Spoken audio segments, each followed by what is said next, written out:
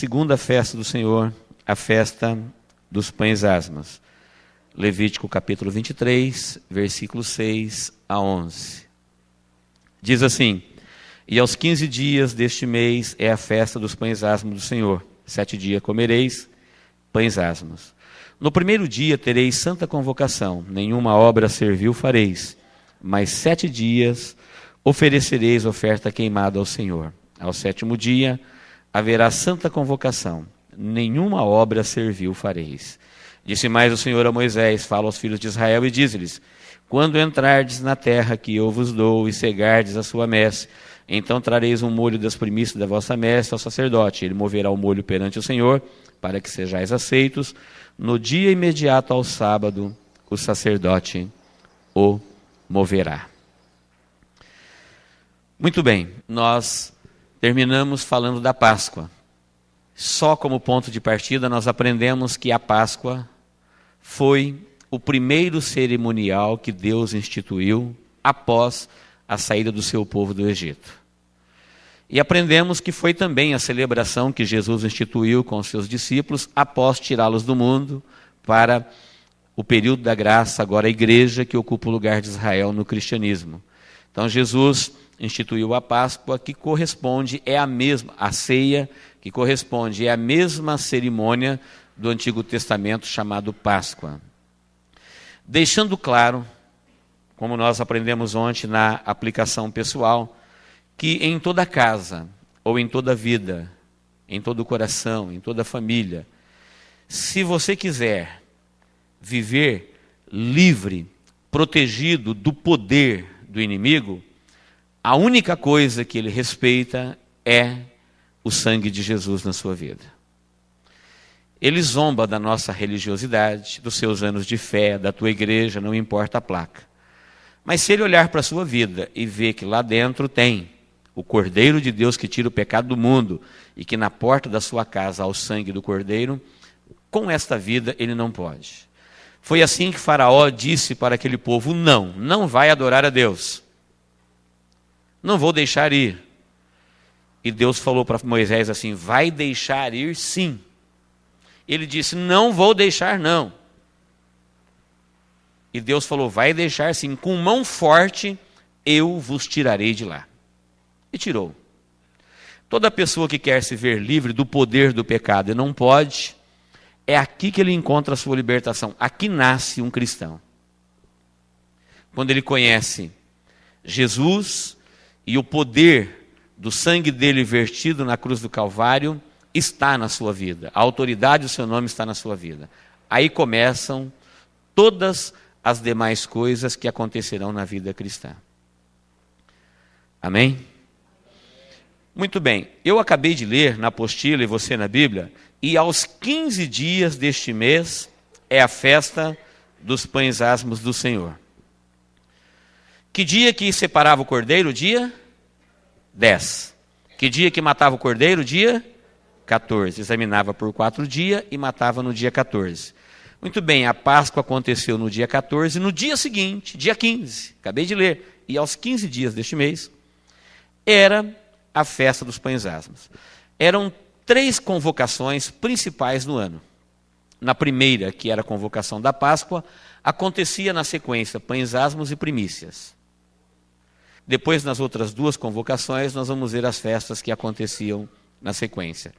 Então, a Páscoa era celebrada no dia 14, no dia 15, já começava a festa dos pães asmos. Como eu disse, a festa ela está sendo estudada no seu sentido histórico, profético e pessoal. Histórico para responder a pergunta: o que é isso, pães asmos? Profético para responder a pergunta: o que quer isso dizer? O que significa isso? E pessoal para responder a pergunta: o que eu tenho a ver com isso hoje? No que isso se relaciona comigo? Qual a importância de nós aprendermos pães asmos hoje, no tempo da graça, na época em que vivemos? E nós vamos ver que isso tem tudo a ver conosco em todas as festas, porque a igreja entrou no lugar de Israel, as suas celebrações são as nossas celebrações, o seu Deus é o nosso Deus, e as suas promessas são as nossas promessas. Somos filhos de Abraão pela fé. Somos herdeiros das promessas de Deus a Abraão pela fé. Somos filhos por adoção. Então, respondendo à pergunta, o que é isso, pães asmos? Nós acabamos de ler que era uma celebração em que havia sacrifício, dança, louvor, adoração. Mas o que dava o nome à festa é que durante 7 dias, como se fosse um seminário, todos os dias eles tinham que comer pão sem fermento. Pães asmos. Era para lembrar que quando o povo de Israel recebeu a ordem para sair do Egito, qual o motivo, Moisés, que temos que fazer isso? Deus mandou fazer isso para vocês nunca se esquecerem que naquela noite, quando Deus falou, Moisés, é hoje, à meia-noite, vocês vão receber a ordem para sair. Então fala para as mulheres hebreias não colocar fermento na massa. Porque se ela colocar fermento na massa e a massa crescer e não levar a massa até o forno, vai estragar e vocês vão passar fome. Então esta noite fala para as mulheres não colocar fermento na massa, porque vocês vão pegar tudo que vocês têm. Gado, ovelha, roupa, o que vocês puderem carregar, e vocês receberão a ordem para sair do Egito. Quem deu ouvido à voz de Deus, comeu pão sem fermento por vários dias. Quem não deu ouvido, a massa levedou, perdeu e passou fome. Neste período em que eles saíram do Egito até chegar ao Mar Vermelho, foi um período muito difícil, foram dias de pega não pega. O povo saindo, andando vagarosamente, porque era 600 mil homens, fora mulheres e crianças, carregando coisas. Era uma mudança definitiva.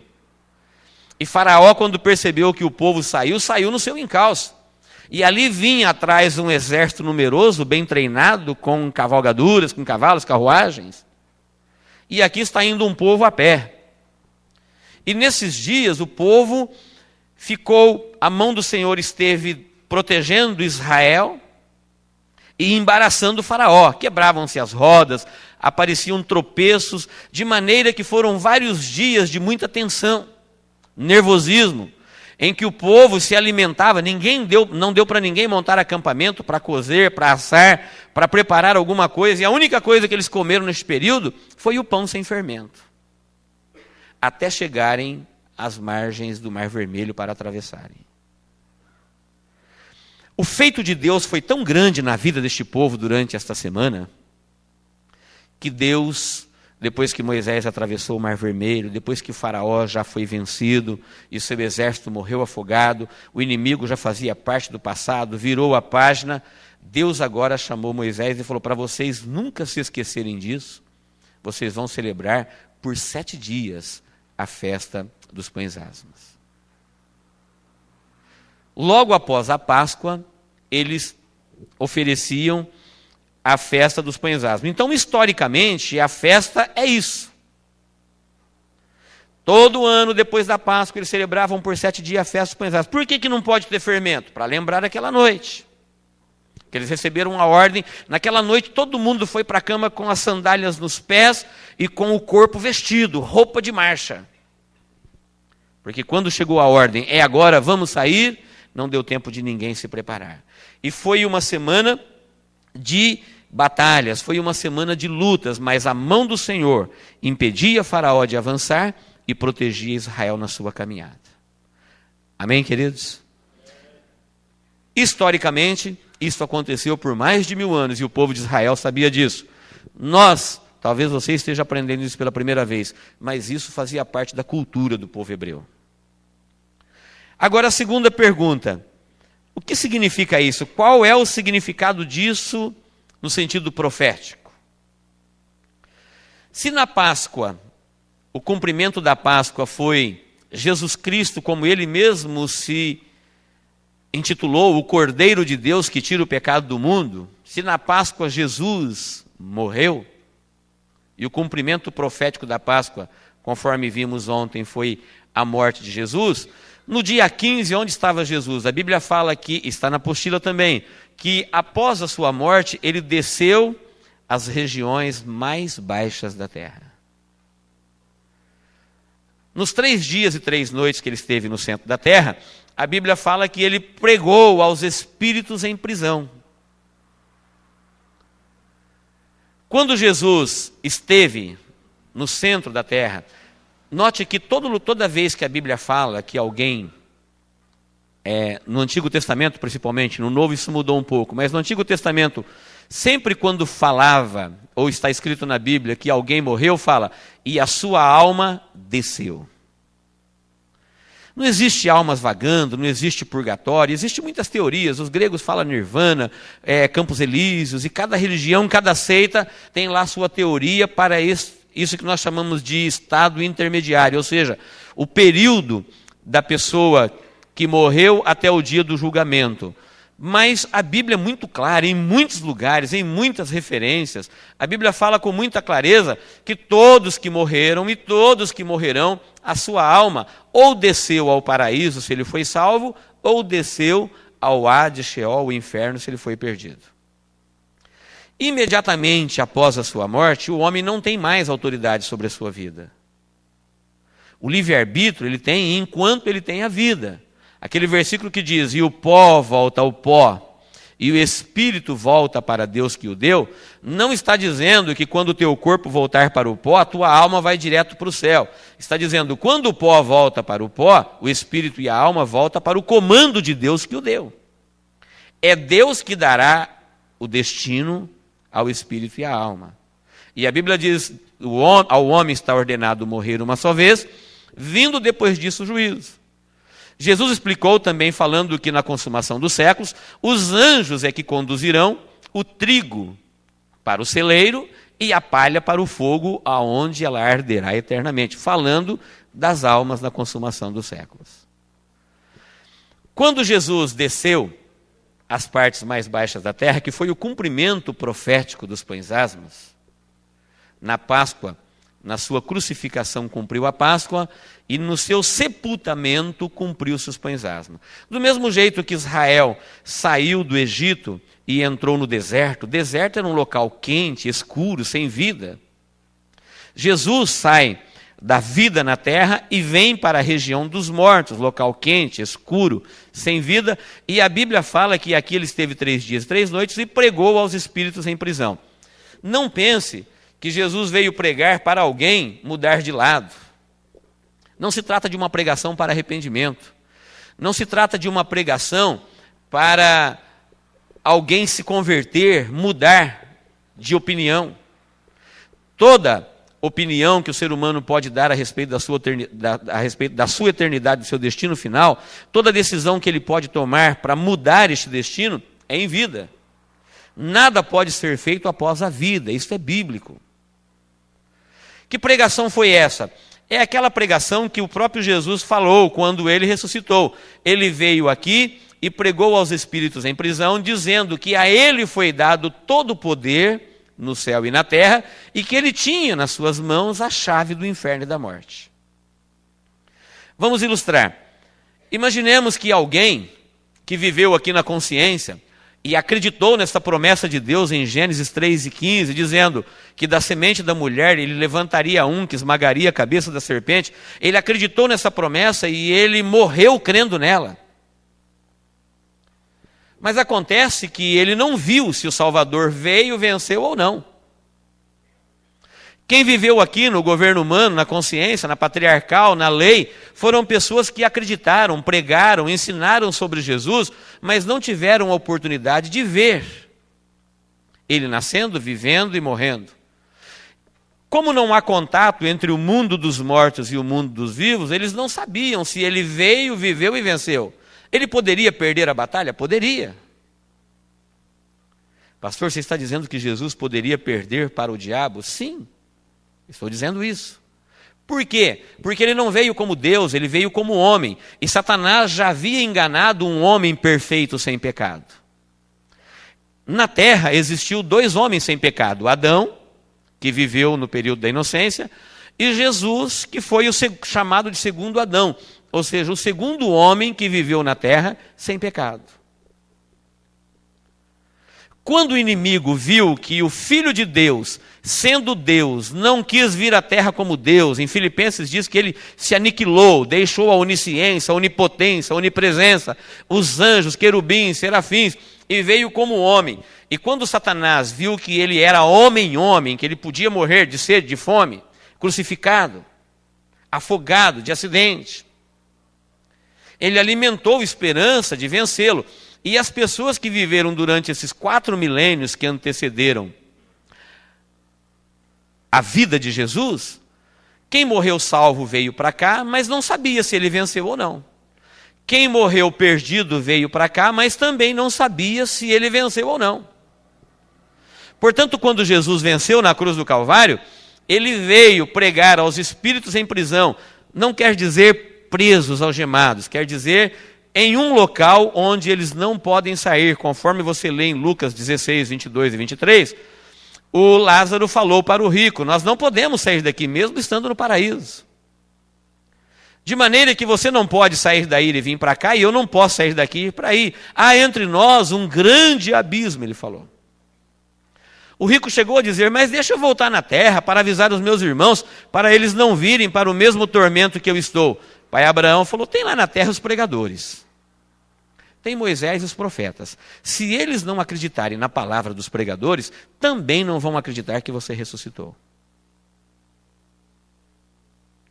Não vão acreditar. Assim, quando Jesus Cristo veio pregar aos espíritos em prisão, ele veio pregar para essas pessoas que ouviram os profetas, os patriarcas, os anjos, a consciência, os céus, porque os céus manifestam a glória de Deus.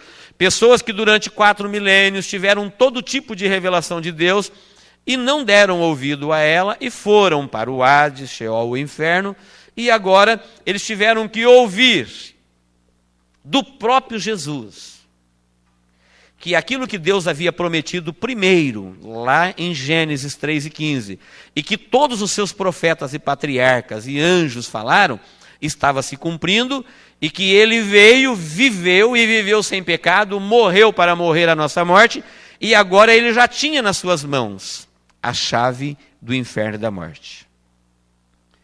Ele já podia dizer, é-me dado todo o poder no céu e na terra. Por que ele disse, é-me dado todo o poder nos céus e na terra? Ele já não tinha todo o poder nos céus e na terra? Não. Porque os dons de Deus são dados sem arrependimento. E o poder na terra, eu disse ontem que foi dado a quem? A Adão, ao homem. Quem é que Deus mandou? Governe, domine e sujeite na terra. Foi para Jesus? Foi para Adão. Nos céus ele já tinha poder porque ele é Deus, ele é Criador. Na terra o poder foi dado ao homem. O homem entregou o poder a Satanás pela desobediência. E a Bíblia fala, quando alguém é vencido, ele se torna servo do vencedor. Durante todo esse tempo, o homem queria se libertar do poder do pecado e não podia. Porque o dono da terra entregou a autoridade da terra, o comando da terra na mão do inimigo. E ele vinha escravizando a humanidade toda, fazendo ciranda com eles. Quando Jesus Cristo veio, por isso, queridos, é que ele teve que nascer de Maria. A grande maioria que sabe que Jesus foi filho de Maria não sabe nem por quê. A grande maioria que sabe que ele morreu na cruz do Calvário também não sabe por que ele morreu. Porque a autoridade na terra foi dada para o homem, e o homem entregou para o diabo, e Deus, que não comete injustiça, não podia ele, como Deus, ir lá e tomar a autoridade, porque a autoridade foi dada ao homem. E para ele resolver o problema do pecado de acordo com a sua natureza santa e justa, ele tratou o pecado de igual para igual. Um homem entregou a autoridade, um homem foi lá e conquistou a autoridade em igualdade. Assim Jesus Cristo vem como Adão, chamado na Bíblia de segundo Adão, e Satanás submete ele a tudo aquilo que um homem jamais suportaria. Mas ele suportou, e quando ele suportou sem pecado, ele veio aqui e falou, agora é-me dado todo o poder no céu e na terra. E as pessoas que não acreditaram na palavra dos profetas, dos patriarcas, tiveram que, com tristeza, com desespero para a sua própria alma, ouvir que a mensagem que eles ouviram em vida era verdadeira. Tinha fundamento.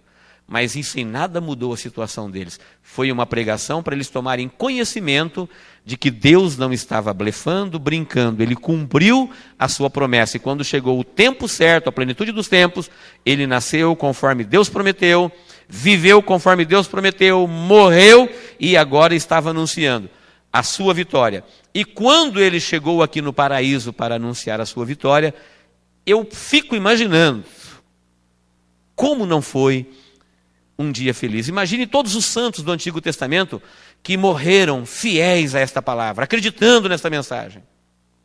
E que estavam por um tempo, ainda que seja um local de tranquilidade, de paz, o paraíso, onde a presença de Deus reinava, mas não é no céu, era dentro da terra. Nenhum ser humano podia sair da terra desincorporado em espírito e alma, porque Jesus não havia vencido a morte. E a Bíblia fala que o salário do pecado é a morte. Desde que o homem pecou, ele começou a morrer. E ninguém tinha vencido a morte até então. Agora nós vamos ver que quando Jesus Cristo veio e pregou aos espíritos em prisão, então o homem pode, daqui para frente nas primícias nós vamos ver que este local hoje está desabitado. Amém, queridos? Quem está me entendendo, diga amém. Este foi o cumprimento profético da festa dos pães asmos. A terceira pergunta, o que isso tem a ver comigo hoje?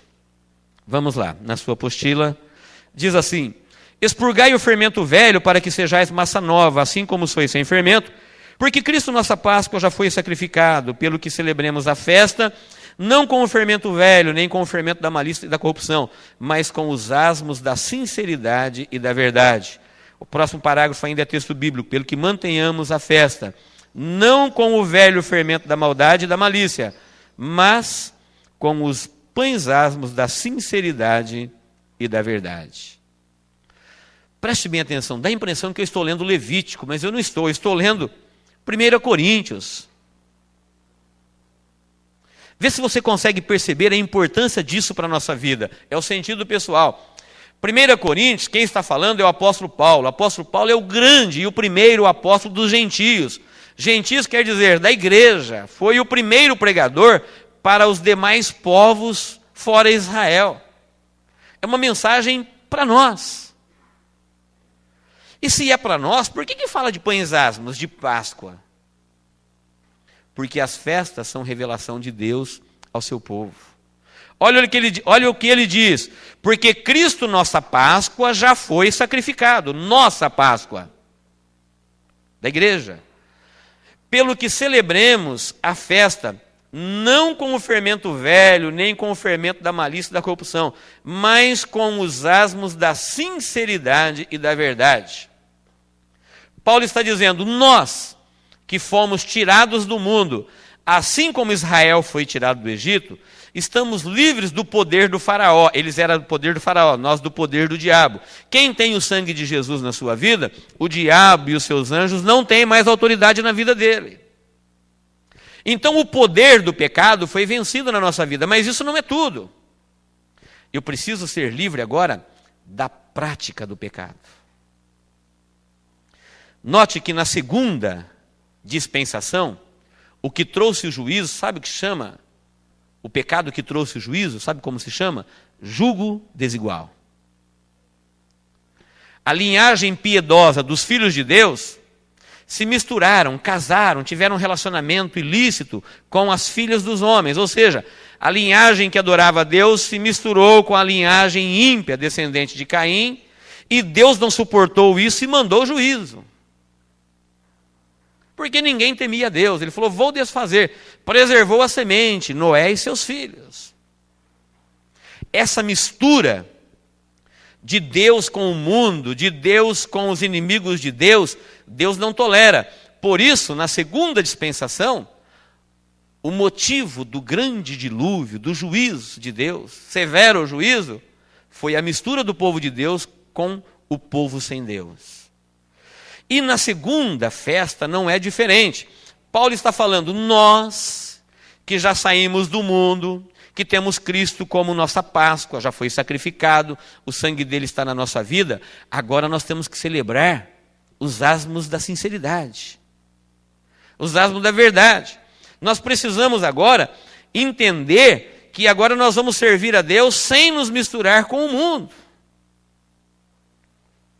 Porque senão nós não teremos outra sorte do que esta que teve o povo da segunda dispensação, o povo de Israel, e todos os povos que tentaram servir a Deus e deuses ao mesmo tempo.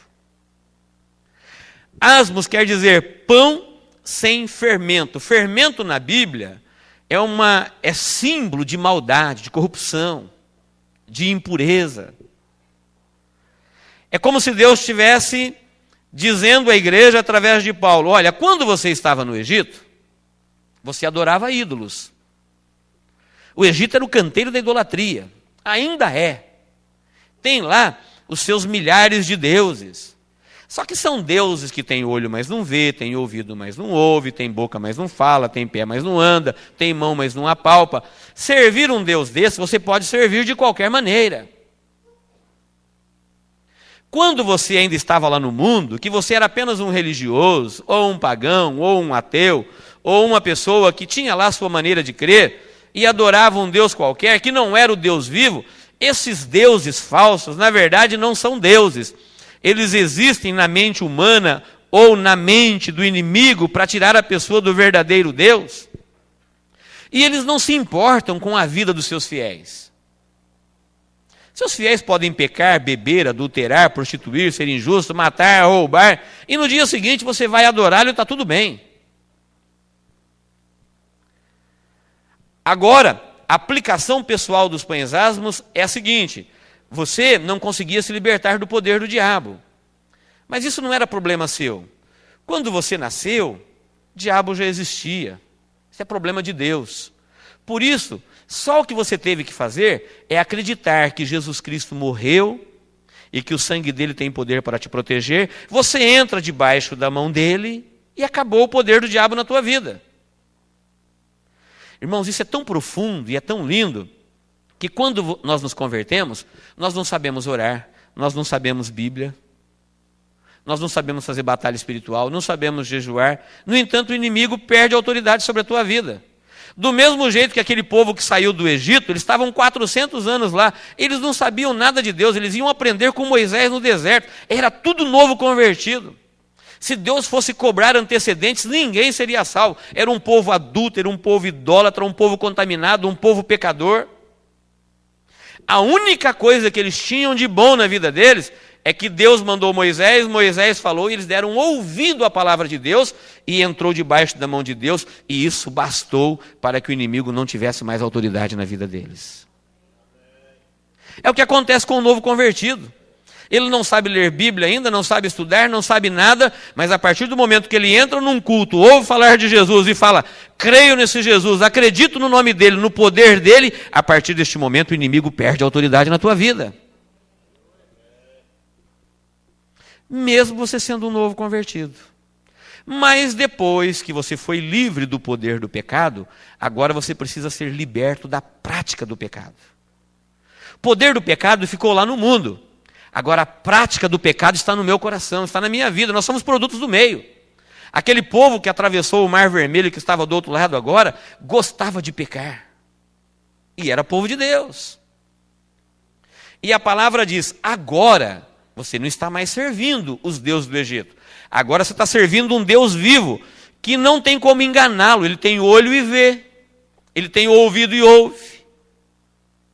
Ele tem boca e fala, ele tem pés e anda, ele tem mão e faz.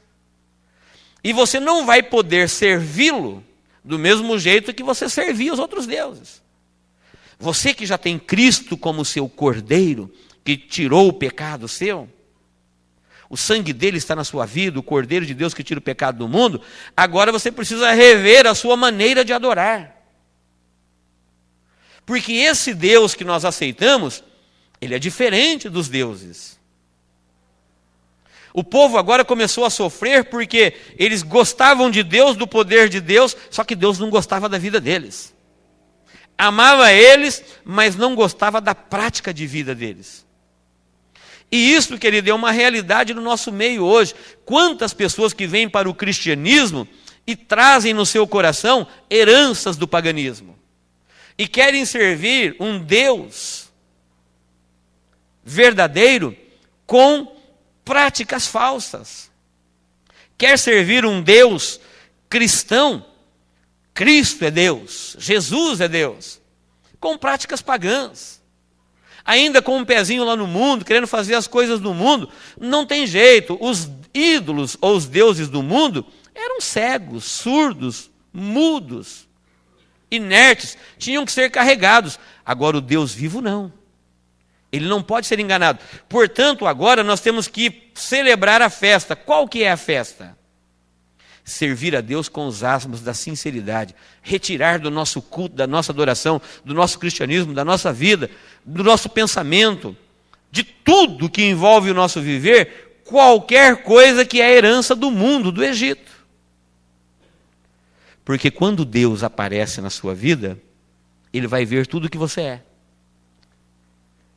Não adianta eu chegar diante desse Deus e falar: ó Deus, eu, teu servo, estou aqui nesta noite para pregar a tua palavra. E ele olha para a minha vida e vê o que me motivou a falar isso e vê que não é nada disso. Ó Deus, eu quero o poder para curar os enfermos, para que o teu nome seja glorificado. E Deus olha lá no meu coração e fala: em nenhum momento ele está preocupado com o meu nome, ele está preocupado com o nome dele. Ó Deus, eu sou teu servo. E Deus olha no meu coração e fala: nunca me serviu. Ó Deus, eu te amo. E Deus olha no meu coração e fala: quando você me amou? Porque Ele nos amou e provou.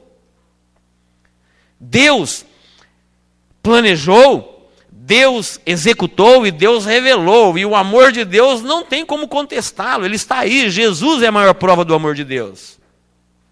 Ele veio e resolveu o problema que ele tinha que resolver. O inimigo era problema de Deus e Deus resolveu o seu problema. A dificuldade agora está em nós resolvermos o nosso problema.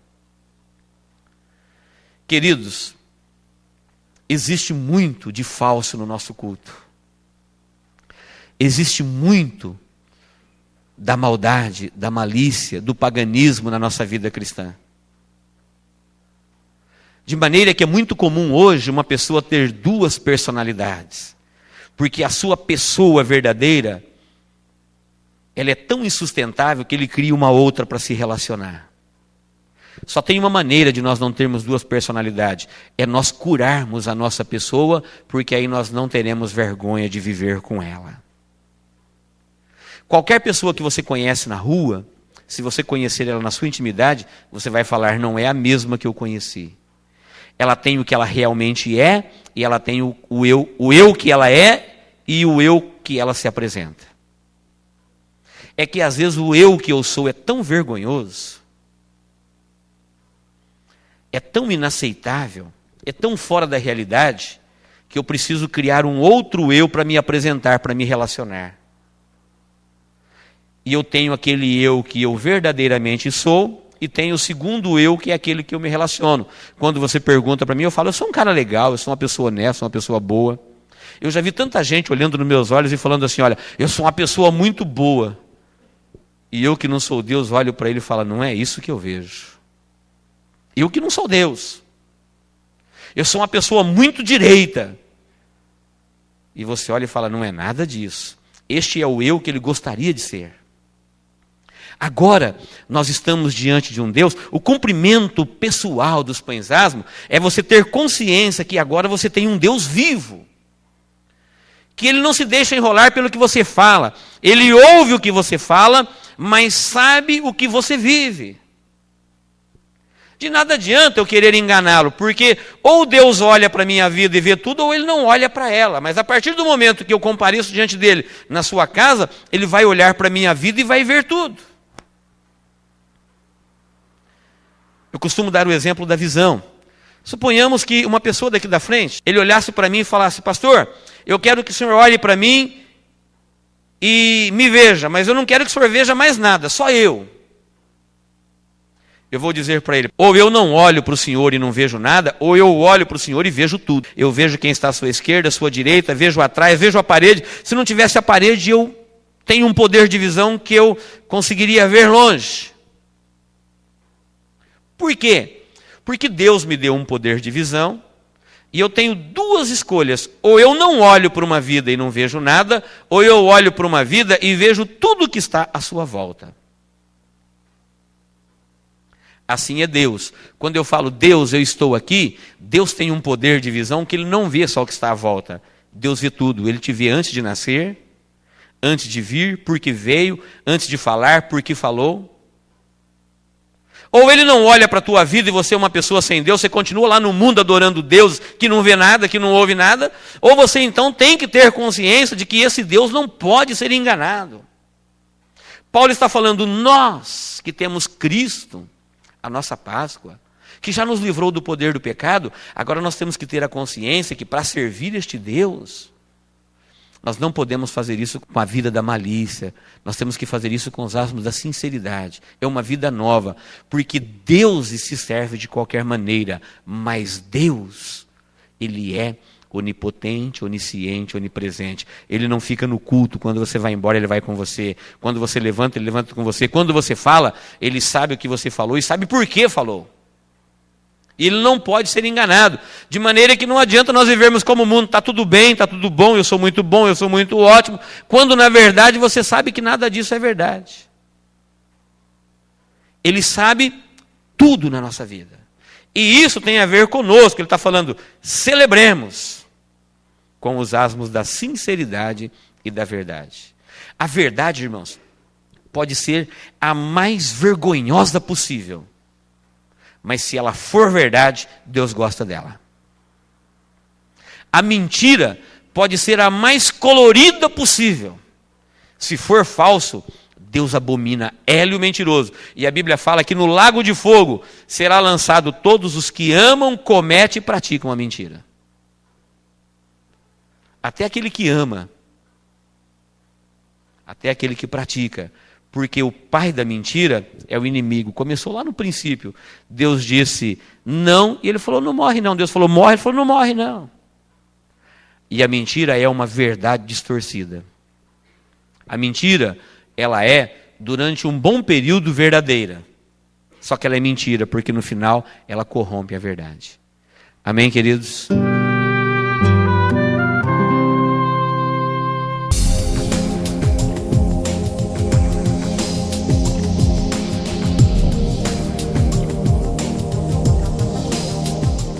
Eu quero te convidar agora para nós entrarmos na terceira dispensação. Nós temos aí um dever, um sinal, uma promessa, uma desobediência, um juízo. Deus criou o homem inocente. Se dependesse de Deus, ele seria sempre inocente. O homem olhou para Deus e falou, eu quero ser consciente.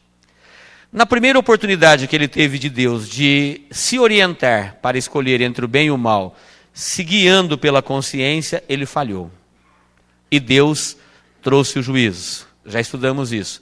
Agora Deus dá uma nova oportunidade. Pega essa descendência piedosa de Noé e seus filhos. Noé sabia de tudo isso que nós estamos estudando. Noé ouviu. Os seus pais, avós ouviram do próprio Adão que Deus é Deus, que Ele existe, que Ele fala, que Ele é verdadeiro, que Ele aplica juízo. Então, o evangelho que nós estamos estudando hoje, através da palavra, eles sabiam de conhecer, transmitido verbalmente, de pai para filho. Isso aqui não era novidade para eles, sabiam disso. E agora Deus chama o homem e dá uma nova oportunidade. 1656 anos depois, as águas do dilúvio baixaram, depois de quase um ano, e agora Noé sai da arca e vai começar a repovoar a terra. E Deus deu a oportunidade deles se organizarem em forma de governo humano. A dispensação do governo humano é aquela dispensação que o homem agora teria mais uma oportunidade. Além dele ouvir a consciência, ele iria se organizar como um governo. E todo governo tem regimes, regras, leis. E ele poderia tirar conselho um com o outro, criar leis, criar mandamentos, regras, ordenanças, regimes, democrático, teocrático, parlamentarismo, presidencialismo, a forma antiga. Mas o homem agora teria mais uma oportunidade da parte de Deus para não errar. Ele tiraria conselho, ele se aconselharia. Até aqui, o homem tinha que escolher entre o bem e o mal individualmente, cada um tinha que escolher o seu caminho. Agora Deus manda eles se organizar e juntos eles tirarem conselho e escolherem obedecer à voz de Deus e aguardar o Salvador que viria um dia para redimi-los do seu pecado. Olha o dever deles, na sua apostila, está em Gênesis 9, 1 e 2. Que dever simples, povoar a terra, encher a terra e governar a terra. Concorda comigo que Deus não está pedindo nada de absurdo? Sabe o que é povoar a terra? Gerar filhos e filhas. É difícil isso? Não. Hoje, um pouco mais, mas antigamente era mais fácil ainda. Ordem de Deus para essa dispensação agora: eu não vou destruir mais a terra com água, vou fazer uma nova aliança com vocês, e para você saber, Noé, para você falar para os seus filhos que eu fiz um pacto com você, eu vou colocar o meu arco no céu. Este arco que nós conhecemos como arco-íris. A Bíblia não diz íris, a Bíblia diz meu arco. Íris é uma deusa da mitologia grega, e algumas pessoas chamam de arco-íris, mas Deus disse o meu arco. E eu vou colocar este arco no céu como estatuto perpétuo. Quando a sua descendência perguntar o que é este arco colorido de uma a outra extremidade do céu, você vai falar para o homem, para a sua descendência, que eu fiz um pacto com você, que eu não vou destruir mais a terra com água. E que eu estou te dando uma nova oportunidade. Vai pegar os seus filhos, a sua descendência, você vai multiplicar a mesma ordem que ele deu para Adão no começo. Encha a terra. Tem mais uma coisa, eu quero que você espalhe-se na terra, é para espalhar, encher a terra, ocupe toda a terra. Eles poderiam ser fazendeiros, latifundiários, a terra toda era deles, com toda a sua fertilidade. Eles tinham os animais que saiu da arca para criar, poderiam ser ricos na terra. E eles tinham que governar a terra, a mesma ordem que Deus deu para Adão no começo. Então era povoar a terra, se espalhar na terra e governar a terra. Não era para deixar este inimigo mandar na terra. Eles seriam representantes de Deus na terra. Era para a descendência piedosa de Noé governar a terra. Qual foi a desobediência? Vamos ler? Gênesis 11, 4.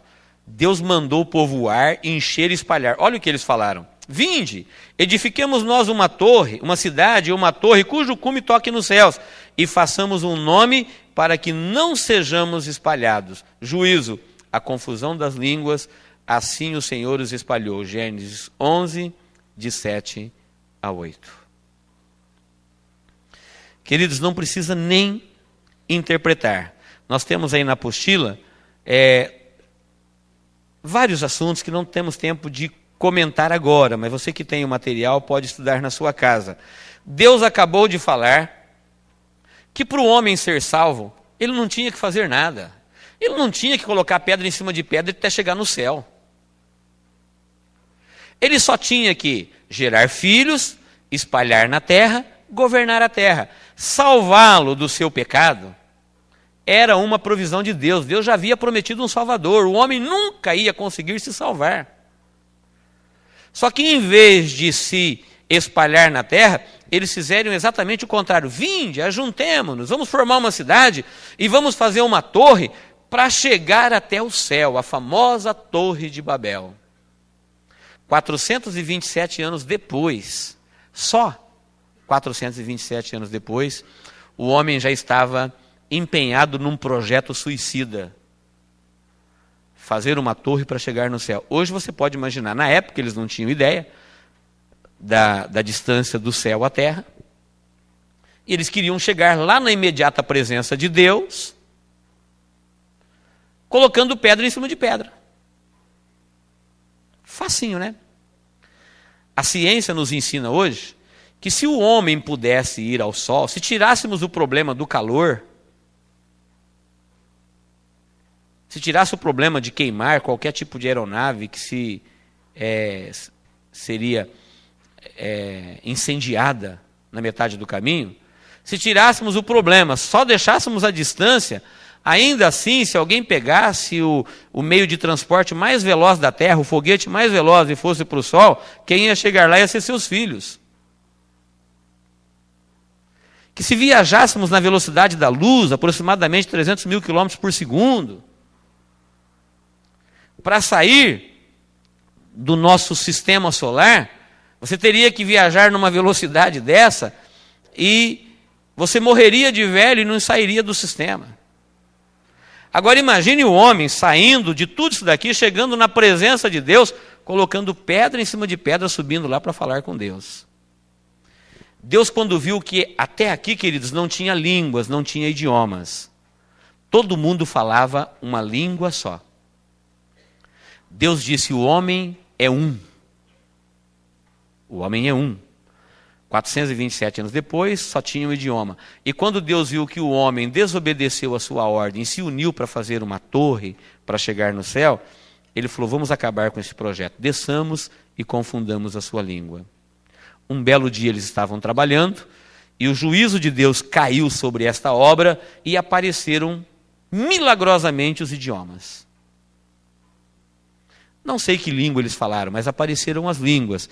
Mas suponhamos que alguém falasse o japonês, o outro português, o outro árabe.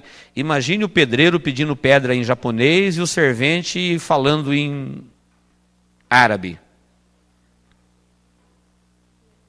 Imagine um pedindo água em inglês e o outro que está servindo falasse o português. Não sei qual eram as línguas. Mas apareceram várias línguas. Resultado, a construção parou.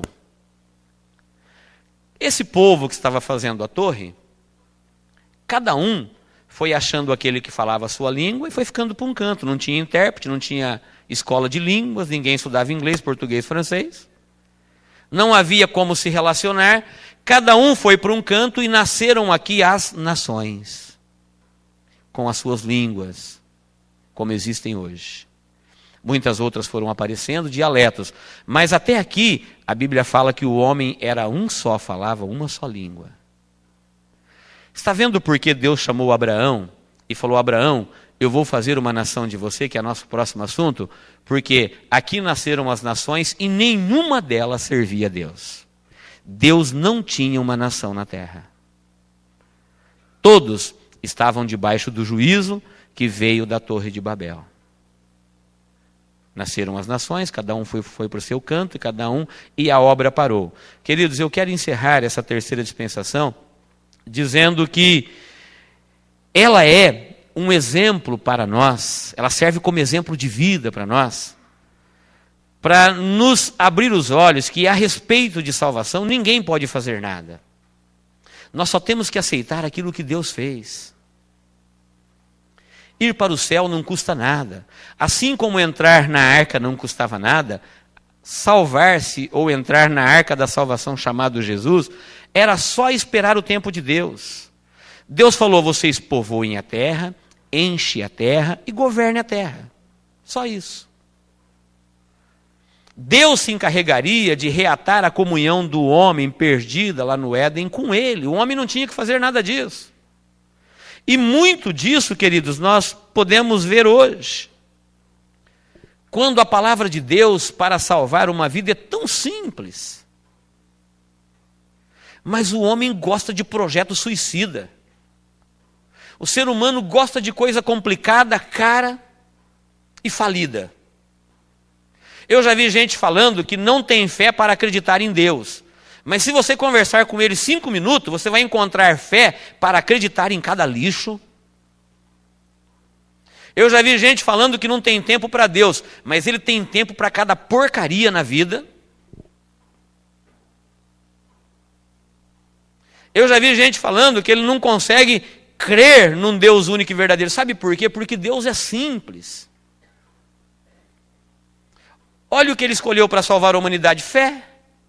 Fé. Sabe quem pode ter fé? Todos. Um analfabeto pode ter fé. Uma pessoa muito culta pode ter fé. Um pobre pode ter fé. Um preso pode ter fé. Um rico pode ter fé. Todos. Deus colocou o céu ao alcance de todos. O homem não tinha que fazer nada.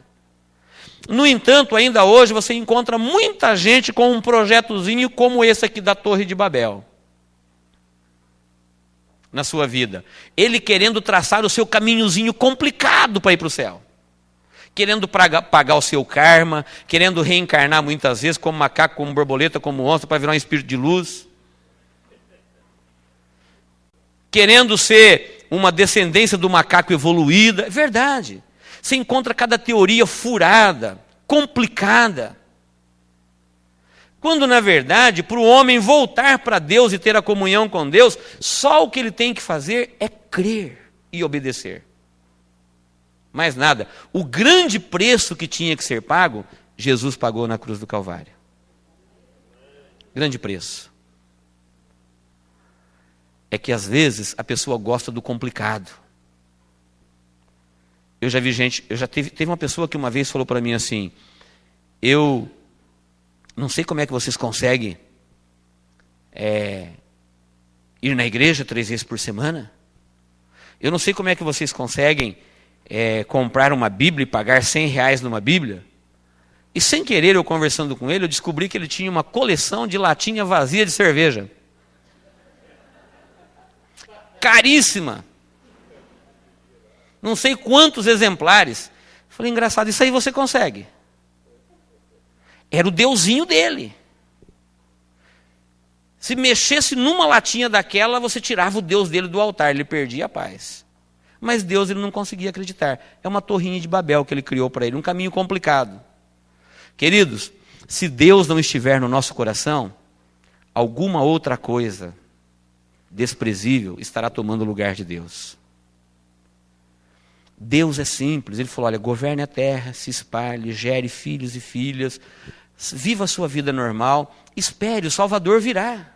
Espere. Ele prometeu, da descendência da mulher eu vou tirar um que vai esmagar a cabeça da serpente. Mas e se eu morrer e eu não ver esse Salvador chegar? Para Deus não tem morte, você simplesmente vem para onde Ele está, paraíso. Para a presença dEle. Quando o pó volta para o pó, quem acreditou nele volta para a presença dEle. Continua vivo, não tem morte com Deus.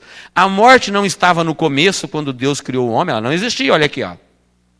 Não tinha mundo dos mortos. E nos planos e na vida de Deus ela não existe. A Bíblia chega a dizer que aos olhos do Senhor a morte dos seus é preciosa. Por quê? É simplesmente uma passagem da vida humana para a vida espiritual.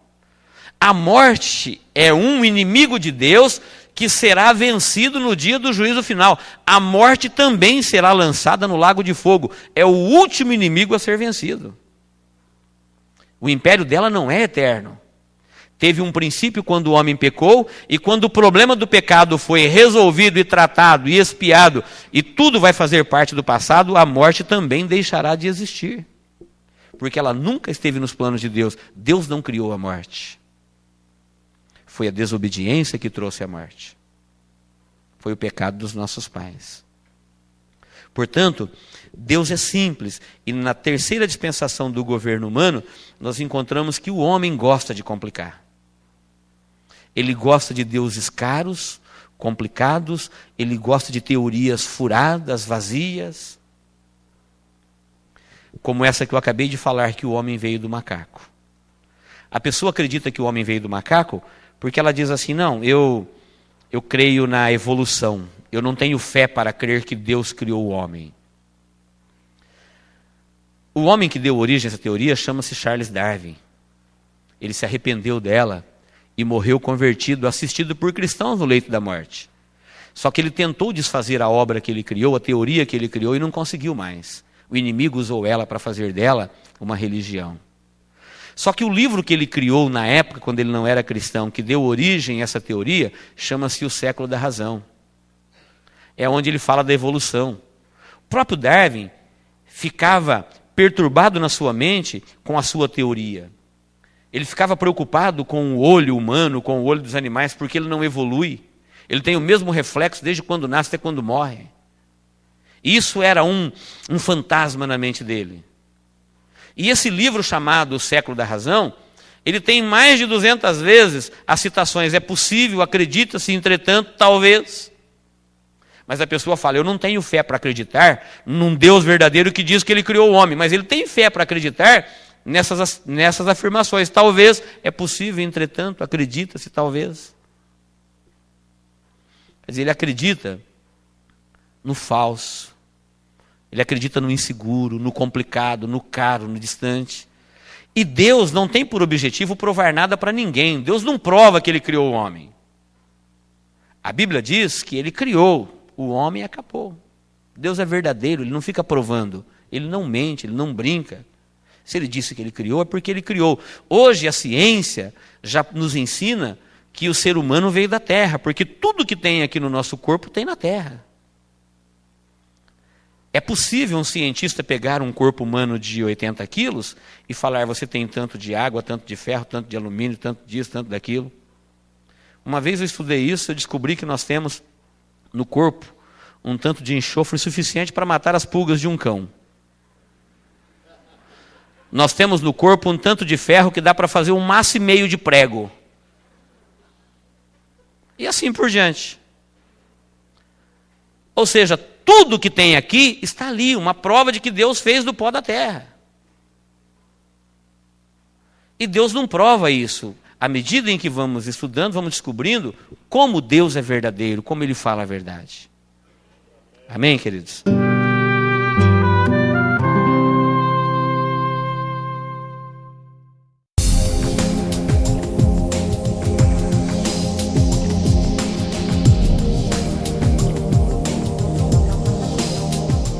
Terceira festa do Senhor, primícias. Levítico 23:10. Então trareis ao sacerdote um molho das primícias da vossa cega. E ele moverá o molho perante o Senhor para que sejais aceitos. No dia seguinte, ao sábado, o sacerdote o moverá. Analisando as festas sobre os 3 sentidos, histórico, profético e pessoal, na história, primícias quer dizer o primeiro de uma colheita. O povo de Israel era um povo que tinha uma economia basicamente agrícola. E através da linguagem simbólica das colheitas, nós encontramos Deus revelando muita coisa do seu coração para o nosso coração. Por exemplo, a colheita, ela tinha 3 fases. A colheita principal tinha 3 fases, que era a primícia, a colheita principal e depois o rabisco da colheita. O que é primícia, que é o que nós vamos estudar historicamente? Primícia, em Israel, acontece um fenômeno, que às vezes aqui acontece também, mas em menor escala, que quando há uma plantação de cevada ou de trigo, ou de qualquer cereal, misteriosamente tem aquele fruto temporão que salta acima da colheita principal. Ele amadurece primeiro. Ele fica pronto para a colheita antes da colheita principal. É possível, às vezes, você ver no arrozal ou no milharal aquelas espigas bonitas, viçosas, aquele pé de espiga, que ele está acima. Você olha e parece que o milho que foi plantado todo ao mesmo tempo está tudo na mesma altura, mas aqui ou ali, em algum lugar, distante um do outro, você vê aquele pé de espiga acima dos demais. Lá, naquele clima, isso acontecia com frequência, de maneira que antes da colheita principal, o judeu, agradecendo a Deus, porque no deserto ninguém prospera, no deserto ninguém colhe, era Deus que mandava chuvas, 3 chuvas no ano, 3 colheitas no ano, e cada colheita envolvia esses 3 aspectos que eu estou falando aqui agora. Ele pegava a primícia, esse fruto mais bonito, esse trigo mais bonito, a cevada mais bonita, ele pegava isso e reverentemente ele colhia e levava no templo e ofertava isso ao Senhor no templo. Ele dava a primícia da produtividade na terra. Era os primeiros frutos de uma vida na dependência de Deus. Eles viviam no Egito e comiam o pão da escravidão.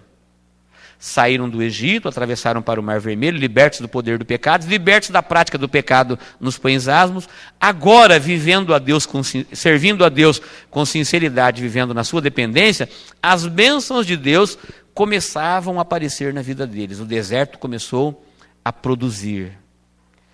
Deus mandava chuva e eles plantavam, e cada vez que ele ia lá e oferecia a primícia, era como se ele estivesse consagrando toda a sua produtividade a Deus. Então ninguém se atrevia a comer, comercializar.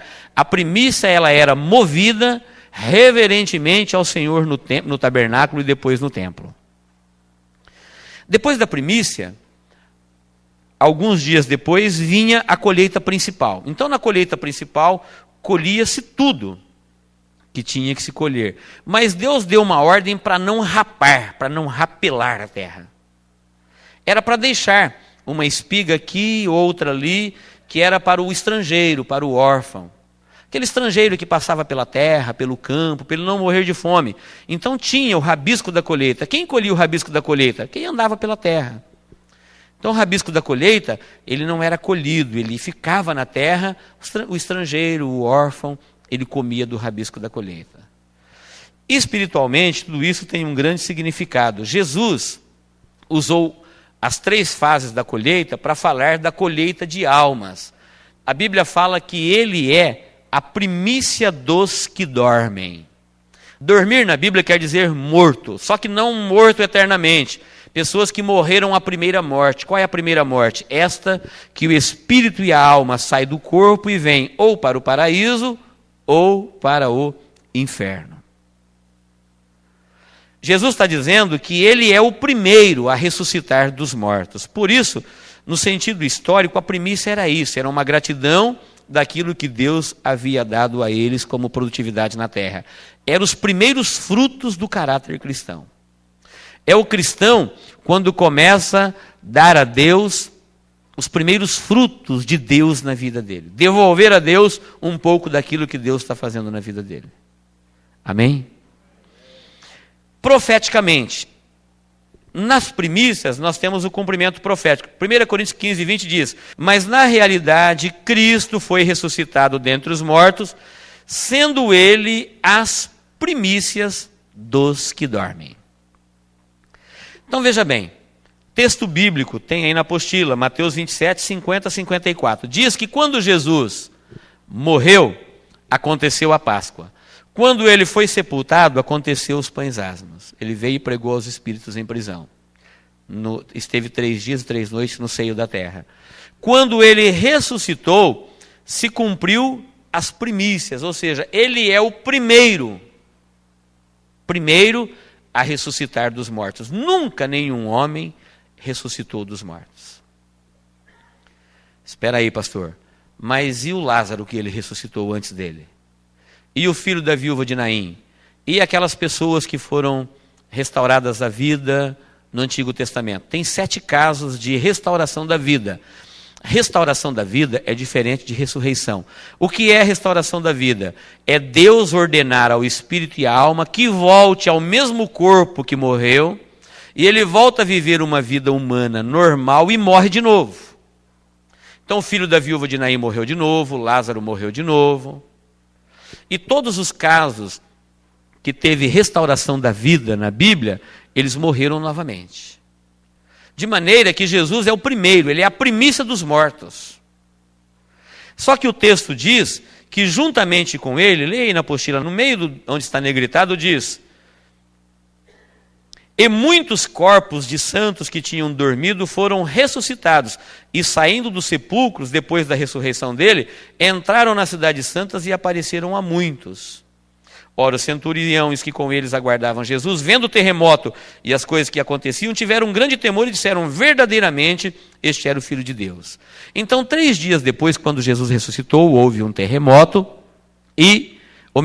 depois que Jesus foi e cumpriu a sua parte das primícias, cumpriu a parte da Páscoa, dos pães asmos, e agora, ao cumprir as primícias, houve um tremor de terra, e alguns santos que viveram, não sabemos quantos e nem quais são os seus nomes. O texto diz: alguns santos que viveram no Antigo Testamento ressuscitaram juntamente com eles, foram vistos em Jerusalém, na cidade santa, por muitos.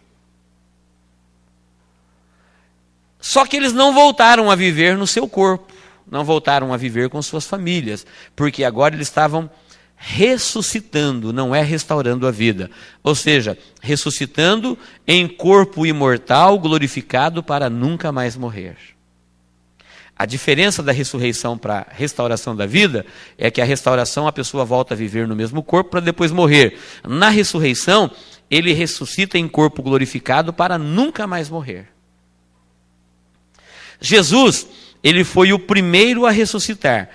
Como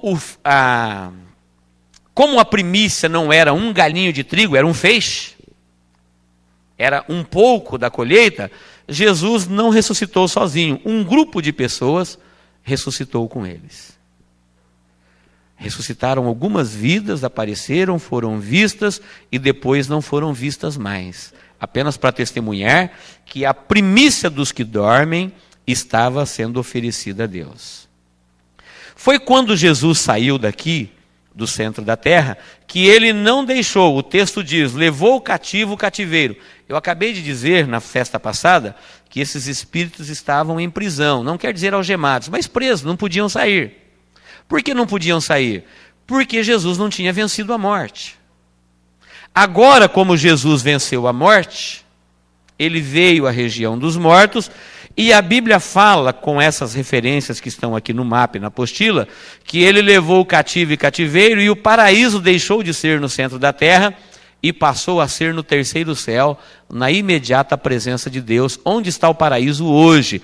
Este local hoje, no centro da terra, ele é desabitado.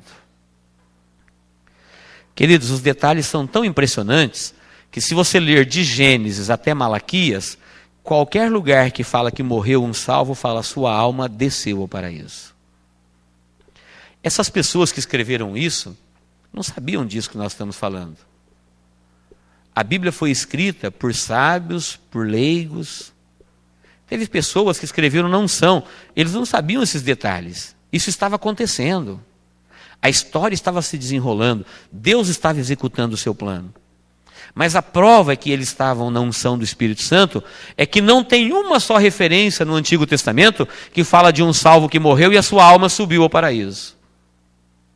E não é por coincidência que agora de Mateus até Apocalipse, todo lugar que fala de uma alma que foi para o paraíso fala subiu. Não fala mais desceu. De Gênesis até Malaquias, quando fala de almas para o paraíso, fala descendo. De Mateus até Apocalipse, quando fala de alma, fala subindo ao paraíso. Uma prova de que esses escritores estavam no controle e na unção de Deus que sabe o que faz, executando o seu plano e usando os seus fiéis na terra. Quando ele ressuscitou, então ele levou. Aqui este local está desabitado. Jesus Cristo foi a primícia dos que dormem. A grande colheita de alma não aconteceu. Eu falei das 3 fases da colheita. A primícia já aconteceu. Quando será a grande colheita? A Bíblia fala que por ocasião, nessa época em que estamos vivendo agora, quando o anjo de Deus tocar a sua trombeta, os mortos em Cristo, todos aqueles que morreram em Cristo, que estão aqui no paraíso, quando a trombeta tocar, num abrir e fechar de olhos, eles ressuscitarão. Os mortos. E os vivos que estiverem aqui? Se Jesus voltasse hoje, nós que estamos vivos, seremos arrancados da terra, desapareceremos num abrir e fechar de olhos, nos encontraremos com Ele nos ares, estaremos para sempre com o Senhor. Será a grande colheita de almas. Primícia é o temporão, é o primeiro da colheita. Depois vem a grande colheita, que é a colheita principal. E depois ficará o rabisco da colheita. O que é o rabisco da colheita? As pessoas que se salvarão na grande tribulação, uma aqui, outra ali. Terá salvos na grande tribulação? Sim. Como? Através do seu próprio sangue. Vai ser muito difícil, com muita dificuldade, mas terá. Do mesmo jeito que o rabisco da colheita era colhido um a um, aqui não haverá mais ressurreição coletiva. Você vai encontrar João vendo pessoas no céu, com palmas, com vestes brancas, e ele perguntou, quem são? De onde vieram? E o anjo falou, são aqueles que vieram da grande tribulação. Foram perseguidos, foram torturados. E ele perguntou, por que o Senhor não vinga a morte deles? E ele disse, o anjo disse, porque ainda não se completou o número daqueles que iam salvar. Eles estavam chegando no céu um a um. Assim como o rabisco da colheita que ficava na terra, era colhido um a um pelo estrangeiro, pelo órfão. Então, nas 3 fases da colheita, Deus deixou claro, para usar a linguagem simbólica, das 3 colheitas de almas na terra. A primeira vez que almas saíram da terra para ir para o céu foi nas primícias, e Jesus levou o cativo o cativeiro. A outra será na primeira ressurreição, e os perdidos continuarão sepultados. eles só ressuscitarão na segunda ressurreição, que está distante da primeira, 1007 anos. Os 1000 anos do milênio e os 7 anos da grande tribulação. Eles ressuscitarão para comparecer diante do juízo do grande trono branco e serem lançados no lago de fogo. Não haverá salvação para eles. Então o cumprimento profético das primícias se cumpriu em Cristo. Aplicação pessoal da primícia. Diz aí, as primícias falam dos primeiros sinais do caráter cristão na nossa vida. Depois da Páscoa e dos pães asmos, gradativamente, começam a aparecer na vida do cristão a transformação que o Espírito Santo opera na vida dos que creem no Evangelho. Tem aí alguns textos, mas eu quero resumir esses textos concluindo, fazendo um apanhado geral de tudo isso. Você pode estudar isso na sua casa. Primícia na nossa vida, pastor, o que tem a ver conosco isto hoje? Tem a ver que a partir do momento que Deus começa a operar na tua vida e te dar abundantes colheitas, nós devemos sacrificar as primícias ao Senhor para que Ele possa continuar operando na sua vida. Se Israel não oferecesse a primícia, no ano seguinte não teria colheita. Se ele não agradecesse a Deus pelas chuvas, era uma vida de dependência de Deus para sobreviver no deserto. Eles teriam que dar o ouvido à palavra de Deus, como deram para sair do Egito, como deram para sacrificar os asmos, e agora na primícia. À medida em que eles iam sacrificando as primícias a Deus, eles teriam abundantes chuvas na sua propriedade, na sua lavoura, e eles teriam abundantes colheitas, e eles nunca venceriam Deus. A partir do momento que você não dá a primícia para Deus daquilo que Deus te dá, é como se você bloqueasse o céu na sua vida. Eu creio que todo mundo concorda que o maior problema do mundo hoje, junto com o problema da educação, junto com o problema da violência, junto com o problema da saúde, mas o maior problema do mundo hoje é financeiro. Sim ou não? Sim. Por que o problema do mundo é financeiro? Porque nós temos problema exatamente na área onde Deus não entra. Onde Deus não está, a parte financeira é a parte que o homem mais reluta para entregar no comando de Deus. E aquilo que você não entrega no comando de Deus, Ele não comanda, fica sob o seu comando. Logo, o mundo não tem as bênçãos de Deus. Para Deus, não há dificuldade nenhuma em enriquecer o ser humano. Veja que aqui Ele deu a terra toda para um casal. Ninguém vence a terra na sua fertilidade. Eu costumo dizer, se cada vez que eu chupasse uma laranja, eu plantasse uma semente, se cada vez que eu comesse uma porção de arroz, eu plantasse 1%, eu nunca venceria a terra. A bênção de Deus que tem sobre ela. Mas a minha administração egoística, a minha maneira de distribuir, a minha maneira de deixar Deus fora da minha vida, é que faz com que uma grande parte da humanidade hoje morra de fome. Com que tudo esteja na mão de poucos e poucos na mão de muitos. Você vai encontrar a grande riqueza da terra na mão de poucos. E a maioria passando necessidade. Quando, na verdade, isso não foi Deus que fez, é fruto de um governo humano. Deus falou, enche a terra, povoe a terra e multiplique na terra, governe ela, administra. Você nunca vai vencer a terra com a produtividade que Deus deu a ela para nós. Mas como o homem é muito egoísta por natureza, vem lá da herança do pecado, nós temos uma dificuldade para falar para Deus que aquilo que Ele nos deu é dele. Se Deus nos deu uma bicicleta velha, nós falamos, ela é minha. Ela não é de Deus, ela não é do reino. Se Deus me deu um salário pequeno, ou se Ele me deu alguma semente, eu falo, Deus não põe a mão nisso, isso é meu. Eu não dou nem a Ele a primícia de tudo que eu tenho que dar. E tudo aquilo que você não dá para Deus, começa a faltar para você também. Seja tempo, dinheiro, vida, saúde, inteligência, dedicação. Uma vida que dá o primeiro da vida para Deus é a pessoa que mais vive. Sim ou não? Um grande sábio disse: entreguei a minha vida a Deus e Ele a minha própria vida me devolveu em dobro. Quando eu não servia a Deus, eu não tinha vida. Hoje eu gasto uma parte da minha vida para Deus, em compensação eu vivo intensamente a minha vida. Hoje eu tenho vida. Eu não tive medo de dar o primeiro da minha vida. O mais importante da minha vida, a primícia da minha vida, eu falei: Deus, é tua. E quando eu dei ela para Deus, eu dei ela toda quebrada, destruída. Não valia nada. E Deus consertou, arrumou. Ele não quer a minha vida para Ele. Ele simplesmente pegou a minha vida, arrumou, consertou ela e devolveu para mim, porque Ele é o doador e o criador da vida. Quando eu dou para Deus a primícia do meu tempo, o meu tempo rende mais. Como pastor, nós aconselhamos muitas pessoas, às vezes, à beira da morte. Como é triste ver uma pessoa que não teve tempo para Deus, correu, foi, fez, veio, andou em todas as direções, chegou no final da vida, não foi para lugar nenhum. Correu e não chegou a lugar nenhum, fez e não fez nada. Perdeu o tempo.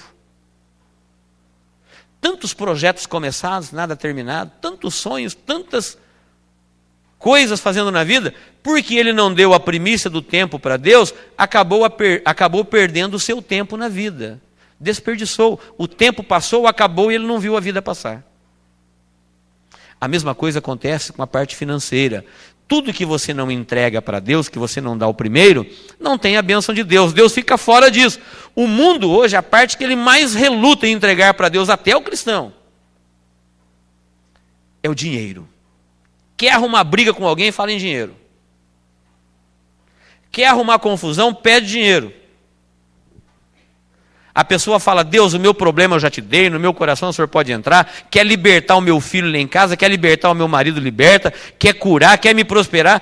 Problemas e tudo isso nós entregamos para Deus. Mas não se meta no meu bolso. Até parece que Deus precisa dos nossos reais. Não é assim, querido. Deus ensinou esse povo que Ele formou pela primeira vez que Ele se relacionou com o povo na terra. Ele falou: à medida em que você dá a primícia, você está plantando semente. E quando você planta semente, você convida Deus para fazer parte da sua produtividade. Nós encontramos isso, gente, não estou forçando nenhuma interpretação. Nós encontramos isso em toda a Bíblia. Quem não conhece a passagem da multiplicação dos pães? 5.000 homens, fora mulheres e crianças, já era de tardezinha, já ia escurecendo, e Jesus foi avisado que não tinha pão e não tinha lugar para comprar e nem dinheiro para comprar. E falaram para Jesus assim: vamos mandar o povo embora, cada um se vira pelas aldeias por aí. Ele falou: não, dá-lhe voz de comer. Olharam para Jesus e falou assim: mas aonde nós vamos dar de comer? Como? 5.000 homens, fora mulheres e crianças. Vamos colocar ali 3 por família, 15.000 pessoas. Não tinha dinheiro, não tinha onde comprar, já ia escurecer, o local era deserto. Dá-lhe voz de comer. Não temos. Ele falou: mas alguém tem alguma coisa aí? Alguém tem alguma coisa? Olha, tem 2 rapazes, eles têm 5 pães, 2 peixes. Não precisa falar mais nada, né? 5 pães e 2 peixes, 15.000 pessoas aproximadamente. Ele falou: traz para cá, trazei-mo. Vamos parar aqui, fazer uma reflexão, ver o que Jesus quer ensinar. Primeiro, eu não acredito que um Deus que alimentou 600.000 homens, fora mulheres e crianças, por 40 anos no deserto, ia se apertar agora para alimentar 15.000 pessoas. Sim ou não? Sim, está na Bíblia. O povo de Israel viveu 40 anos com uma roupa só, com sandálias nos pés. Quando eu falo uma, eu quero dizer, sem produzir isso no deserto. Milagrosamente, eles atravessaram 40 anos sem envelhecer as roupas.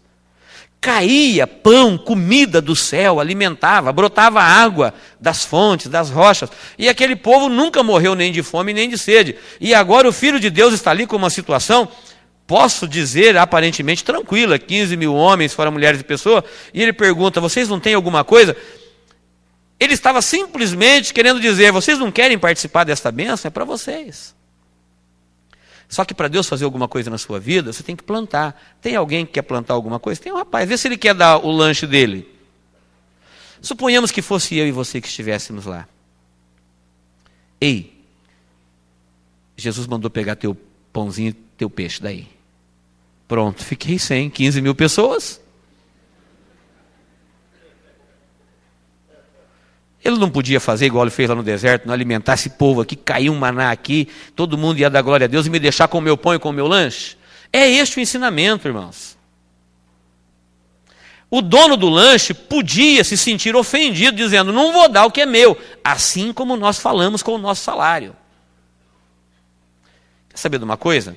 Esse negócio de pregar o evangelho, esse negócio de alimentar os outros, de levar a palavra para os outros, eu já estou salvo, meu nome está escrito no livro da vida, não vou dar o que é meu, não, é meu. Deixa que o povo se vira, cada um se ache. Cada um caça o seu rumo. É o que a gente ouve de muita gente. Quando, na verdade, quando Deus te pede para você dar as primícias, Ele está te pedindo para você trabalhar com Ele onde Ele trabalha. O interesse de alimentar a multidão é dele. Ele está te chamando para ser parceiro. Deus vai salvar almas na terra, com ou sem o meu dinheiro. Deus vai cumprir este projeto dele aqui na terra. Ó. Ele planejou, está executando, está revelando. Com ou sem o meu dízimo, com ou sem a minha oferta, com ou sem a minha vida, ele não precisa de mim. Quando ele mandou Moisés construir o tabernáculo, ele falou, eu sou o dono do ouro e da prata. Minha é a terra, ele falou. Quando ele pede as primícias, ele está te chamando para trabalhar com ele naquilo que ele quer trabalhar, para me dar a oportunidade de ser participante das suas bênçãos. Quando o rapaz entregou o lanche foi parar na mão de Jesus, e parece-me ver Jesus agora, erguendo o lanchinho dele para o céu, a jantinha dele, e dizendo, Pai, graças te dou. Talvez se fôssemos nós faríamos uma oração de língua estranha, né? Porque afinal, 5 pães, só 15 mil pessoas, vamos clamar. Mas Jesus sereno, tranquilo, era como se ele estivesse dizendo, Deus, o Senhor sempre manda o que basta. Nunca vai faltar nada nos teus planos. Ele pode fazer cair do céu, com 5, com 4, com 3, com 2, com 1, sem nada. Ele vai fazer a vontade dele. Quando ele te pede alguma coisa, é para te dar uma oportunidade de trabalhar onde ele trabalha. Para abençoar a tua vida, para prosperar a tua vida. Porque naquilo que você não coloca ele, ou aquilo que você não coloca na mão dele, ele fica de fora. Por isso o mundo empobrece de tudo, de paz, de saúde, de orientação, de revelação, de fé, de dinheiro, de tudo. Porque Deus fica fora da vida deles. Quando ele abençoou o lanche, dizendo, Pai, graças te dou, o Senhor mandou isso daqui dá. Obrigado, Senhor. Sabe o que ele fez com o lanche depois? Ele devolveu para o dono. Pode pegar a tua Bíblia e ler. Ele não pegou o lanche para ele e não deu o lanche para os outros. Ele simplesmente pegou da mão dele, como que dizendo, olha, na tua mão nada dá. Nem 5, nem 2, nem 10, nem 100. Na tua mão, sem passar pela minha, o que cair aí vai faltar. É uma realidade ou não é? Eu conheço gente que cai na mão dele muito, mas nunca dá. Sempre falta. Não passa pela mão de Deus. Salário no saco furado. Trabalham, lutam, se desesperam e cada vez passa mais pela mão dele, mas nunca dá. Então Jesus estava dizendo, olha, só na sua mão nunca vai dar, passa pela minha também. Orou, abençoou e devolveu para ele. Falou, agora estou aqui. Mandou o povo se assentar, dividiu em grupos, e agora eles se assentaram. Sabe quanto sobrou? 12 balaios. Era um engano dele se ele tivesse pensado, vou ficar sem, não vai dar nem para mim, nem para ninguém. Deu para ele, deu para todo mundo, e ele foi participante deste milagre com Deus. Que bom, que gostoso saber que Deus multiplicou aquilo que era dele. Já pensou um dia você chegar no céu e ficar sabendo que da sua simples vida, milhares de outras foram alimentadas? Já pensou você saber que do seu pequeno salário, muitas vidas saíram do lago de fogo e foram para a salvação eterna? Porque você patrocinou a obra de Deus na terra, aquilo que Deus te deu passou pela mão dele e voltou para a sua, e isso nunca faltou? Ele não precisa do que é nosso, nós é que precisamos. Uma vez quando eu estava pregando na Bolívia, para um grupo de aproximadamente 20 pessoas, um lugar muito pobre em Cochabamba, o líder de jovens chegou no final e me deu uma ofertinha do culto, umas moedinhas em boliviano e falou: "Tó, pastor, para abençoar a sua vida aqui." Eu falei: "Não, querido, eu não preciso. Eu vim aqui com o maior prazer, fica tranquilo, as despesas estão todas sob controle." Ele arregalou o olho e falou assim: "Não me impeça de ser abençoado." Eu falei: "Então me dá aqui seus bolivianos." Pronto. Ele entendeu que ele estava plantando em fé, ele tinha muito pouquinho. Ele disse: "Não me impeça de ser abençoado. Pegue, por favor."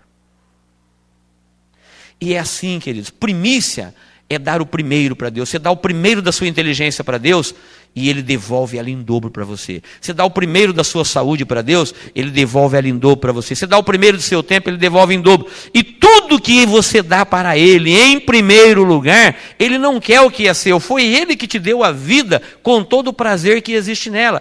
É só para abençoar e entender que você voluntariamente entregou para Ele abençoar.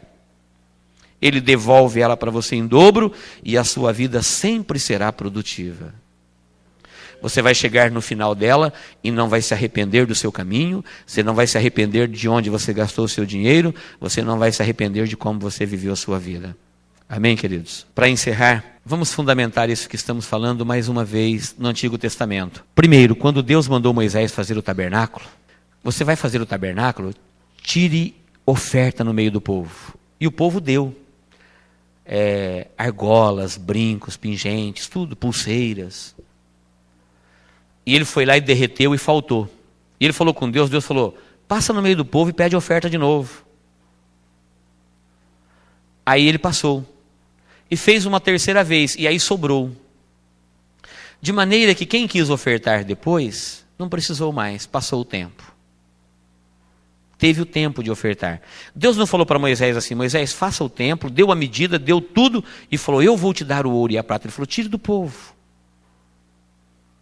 Porque as bênçãos que aconteceria naquele templo, naquele tabernáculo, era para o povo. E o povo era participante. Deus estava mandando fazer no tabernáculo, não era para ele, era para o povo. A presença dele abençoaria o povo. Era dando uma oportunidade deles trabalharem onde Deus ia trabalhar. Quem quis ofertar depois da terceira não precisou mais. E eu tenho dito, irmãos, mais de uma vez aqui na igreja, e repito, que quando a igreja for arrebatada, o anticristo vai confiscar as riquezas do mundo todo para fazer a sua política. Muita gente vai querer dar para Deus e para a sua igreja, muito. Só que será tarde demais. Não terá mais pregadores e nem igreja de Deus na terra, nem missionários, nem profetas, não vai ter mais que pagar água, luz, pregadores, não. Acabou o tempo. Existe um tempo em que Deus nos dá a oportunidade de plantar. Foi Ele mesmo que instituiu isso. Vai passar esse tempo e muita gente vai querer ofertar fora de época. Vai ser tarde demais. Aqui na grande tribulação, ninguém será dono de um par de chinelo. O anticristo tomará conta de todas as riquezas da terra. Tudo caminha para isso num curto espaço de tempo. E nós temos hoje a oportunidade de trabalhar com Deus no reino dele. Se nós falarmos para Deus: "Fica fora da minha vida", Ele fica fora do meu tempo, Ele fica fora do meu dinheiro, Ele fica sendo o meu dinheiro. Mas a partir do momento que eu dou as primícias, não é mais o meu dinheiro, é o nosso dinheiro. É o nosso, é o meu e o de Deus. Ele pede 10% para a manutenção da sua obra e confia que nos 90% você vai administrar de acordo com a orientação dele.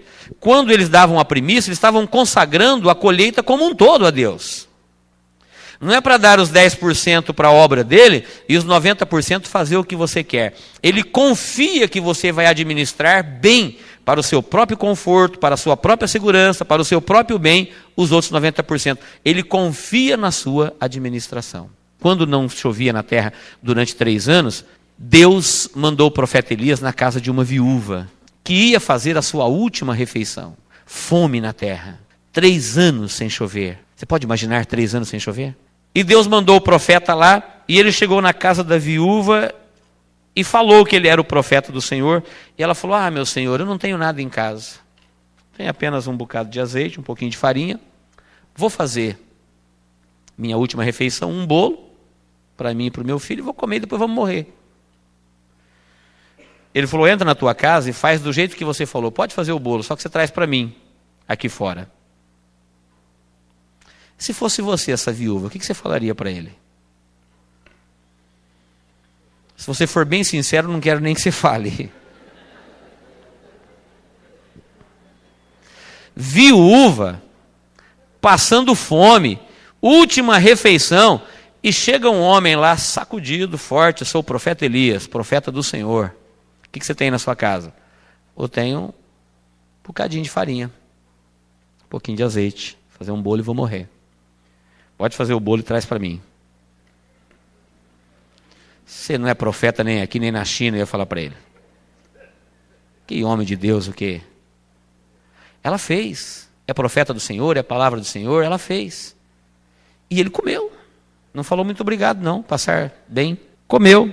Mas ele disse: agora assim diz o Senhor, entra na tua casa e fecha a tua porta, porque a farinha não vai mais se acabar e nem o azeite. Sabe o que Deus mandou esse profeta ir lá fazer? Não era comer a última refeição dela. Ele viu que ela ia comer a semente.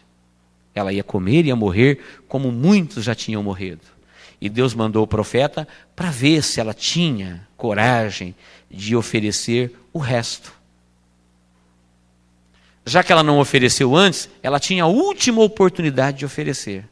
Irmãos, às vezes tem gente que tem um resto de vida e tem medo de dar para Deus. A vida dele já acabou, ele já acabou com ela, ele já matou ela, seus sonhos já era, já foi. Só tem um pouquinho, e a gente chega e fala: olha, você não tem muita vida, entrega o que você tem para Deus, para Ele multiplicar, ainda fica com medo. Tem gente que está quebrado, às vezes não tem mais nada, fala: a única salvação é você entregar o pouquinho que você tem nas mãos de Deus, só Ele pode salvar isso. Jesus se referiu a esta viúva depois para dar uma lição a Israel. Ele falou: olha, muitas viúvas existiam em Israel, e Elias foi enviado para uma que não era da casa de Israel. E ela obedeceu a palavra do Senhor. E ela não morreu. A farinha se multiplicou e o azeite se multiplicou. Por quê? Ela não teve medo de dar as primícias para o Senhor. Aquilo que Deus te deu é teu, está nas tuas mãos. Mas a partir do momento que você deixa Deus de fora, Ele fica de fora. Deus quer fazer da tua vida um canal de tudo aquilo que Ele quer distribuir na terra. Se Deus perceber que na sua vida é uma vida boa para Ele usar para alcançar outras vidas, nunca faltará vida na tua vida. Agora, se Deus perceber que toda a vida que você quer sugar de Deus para viver egoisticamente, em função dos seus prazeres e do capricho do seu coração, você vai ser o primeiro a perceber que a tua vida está sendo tirada. Se Deus perceber que na sua conta bancária é um bom lugar para colocar dinheiro, porque vai abençoar a tua vida e muitas outras serão abençoadas, nunca faltará recursos na sua vida. Mas se Deus perceber que se ali cair uma moedinha e você vai falar: é meu e ninguém tem direito a nisso, nunca mais você terá nada de Deus ali. Porque nós somos canais daquilo que ministramos. Tudo aquilo que você permite que passa de Deus pela sua vida e chega na vida dos outros, nunca faltará na tua vida. Se você é uma pessoa que doa fé, nunca faltará fé. Se você é uma pessoa que doa amor, nunca faltará amor. Se você é uma pessoa que doa tempo, nunca faltará tempo. Se você é uma pessoa que gasta dinheiro, nunca faltará dinheiro. Se você gasta vida, nunca faltará vida. Você é canal daquilo que você ministra. Primícias ao Senhor. Amém, queridos? Que Deus nos abençoe em Cristo Jesus.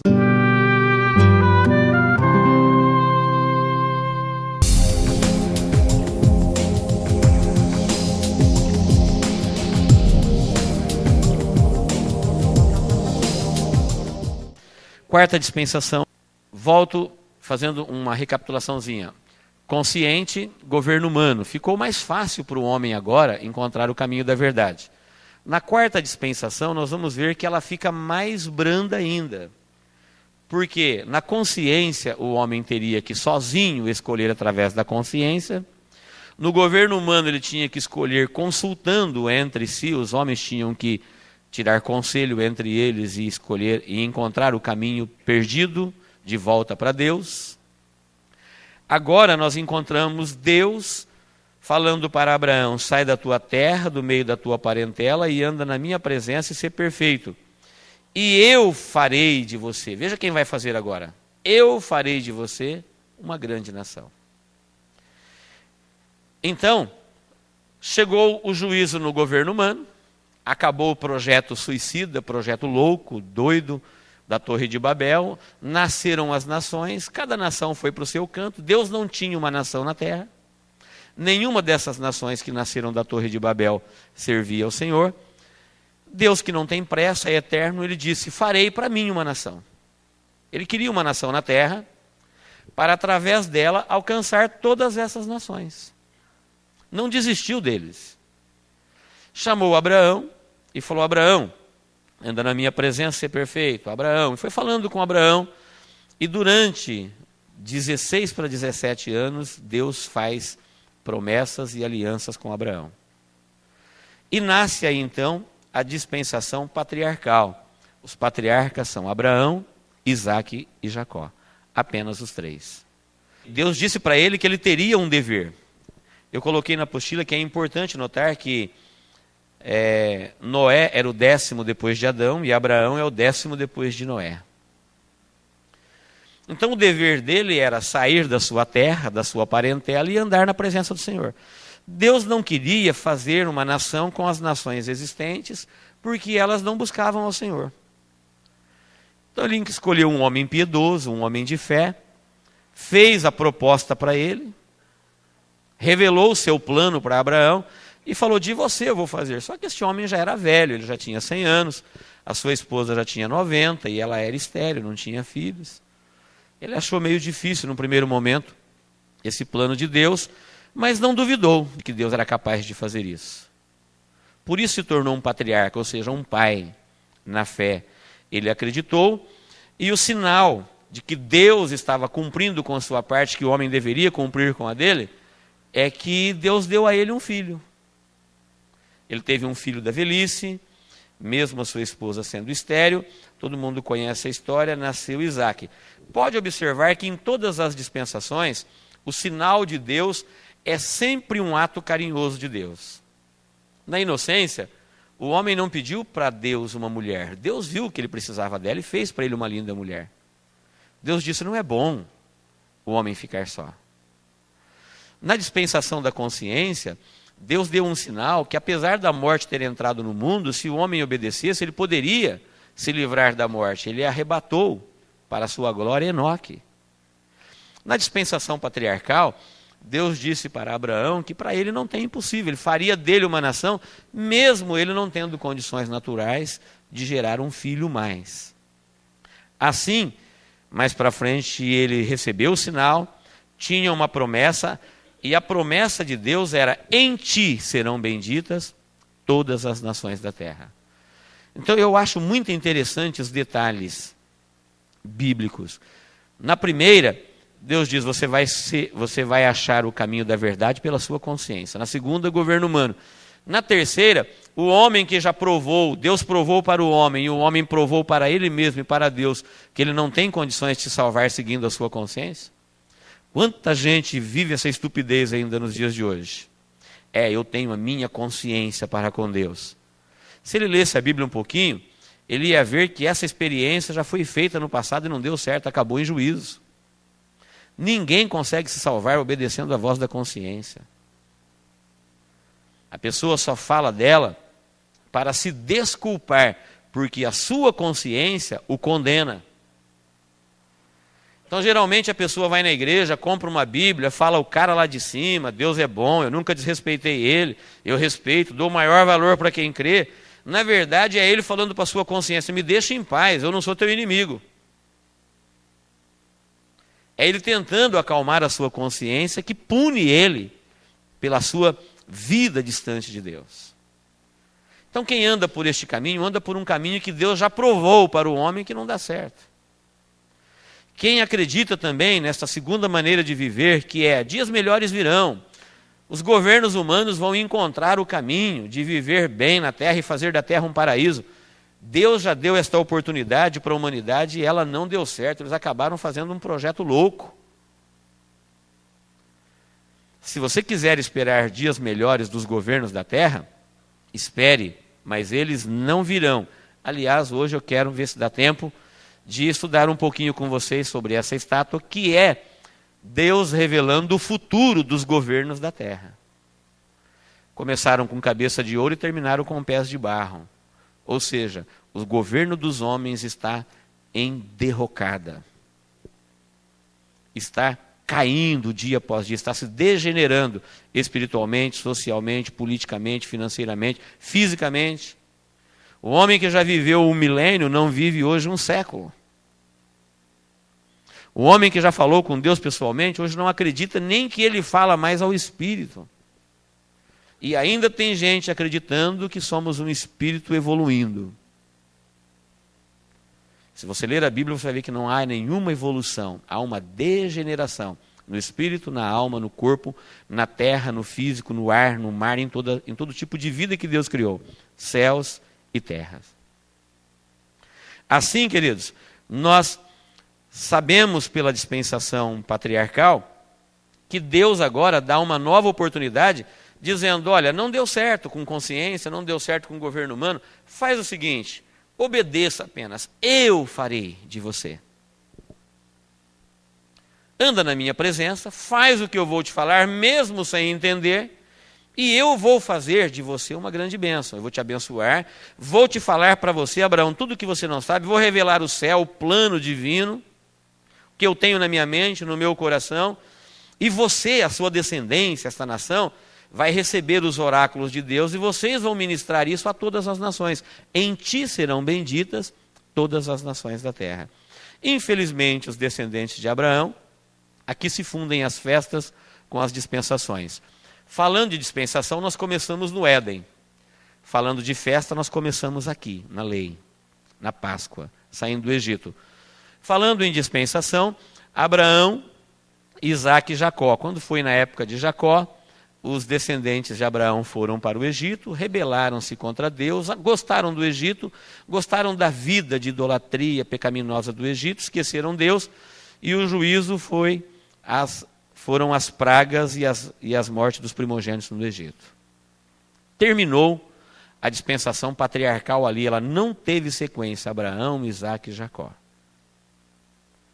E ali, este povo de Deus entrou, a convite do rei do Egito, de Faraó, e depois saiu de lá quando Faraó não queria mais deixá-los sair para adorar a Deus, como aconteceu com as festas. É muito importante nós entendermos, querido, que as dispensações elas vão ficando cada vez mais brandas, até chegar o tempo de você entender por que nós chamamos este período de período da graça. Então observe que está profetizado 2 grandes juízos. O primeiro grande juízo foi com água. E o segundo grande juízo será com fogo. Um foi antes do dilúvio, no dilúvio, e esse aqui será antes da restauração da terra por fogo.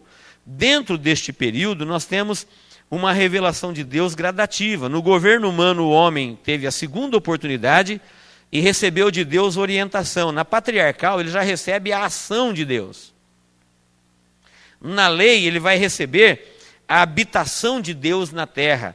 Na graça, ele recebe a habitação de Deus no coração. E no milênio, eles receberão a presença de Jesus, não somente no coração, mas visivelmente. E acabou-se as oportunidades, não tem mais.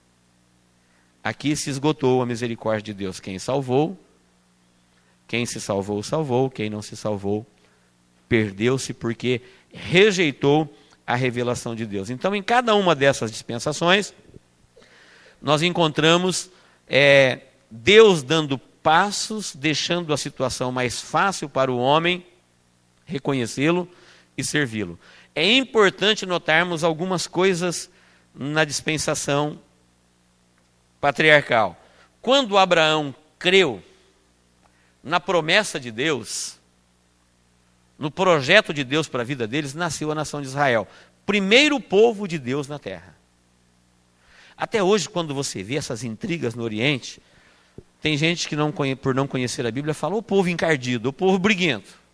Dá vontade de ajudar a matar.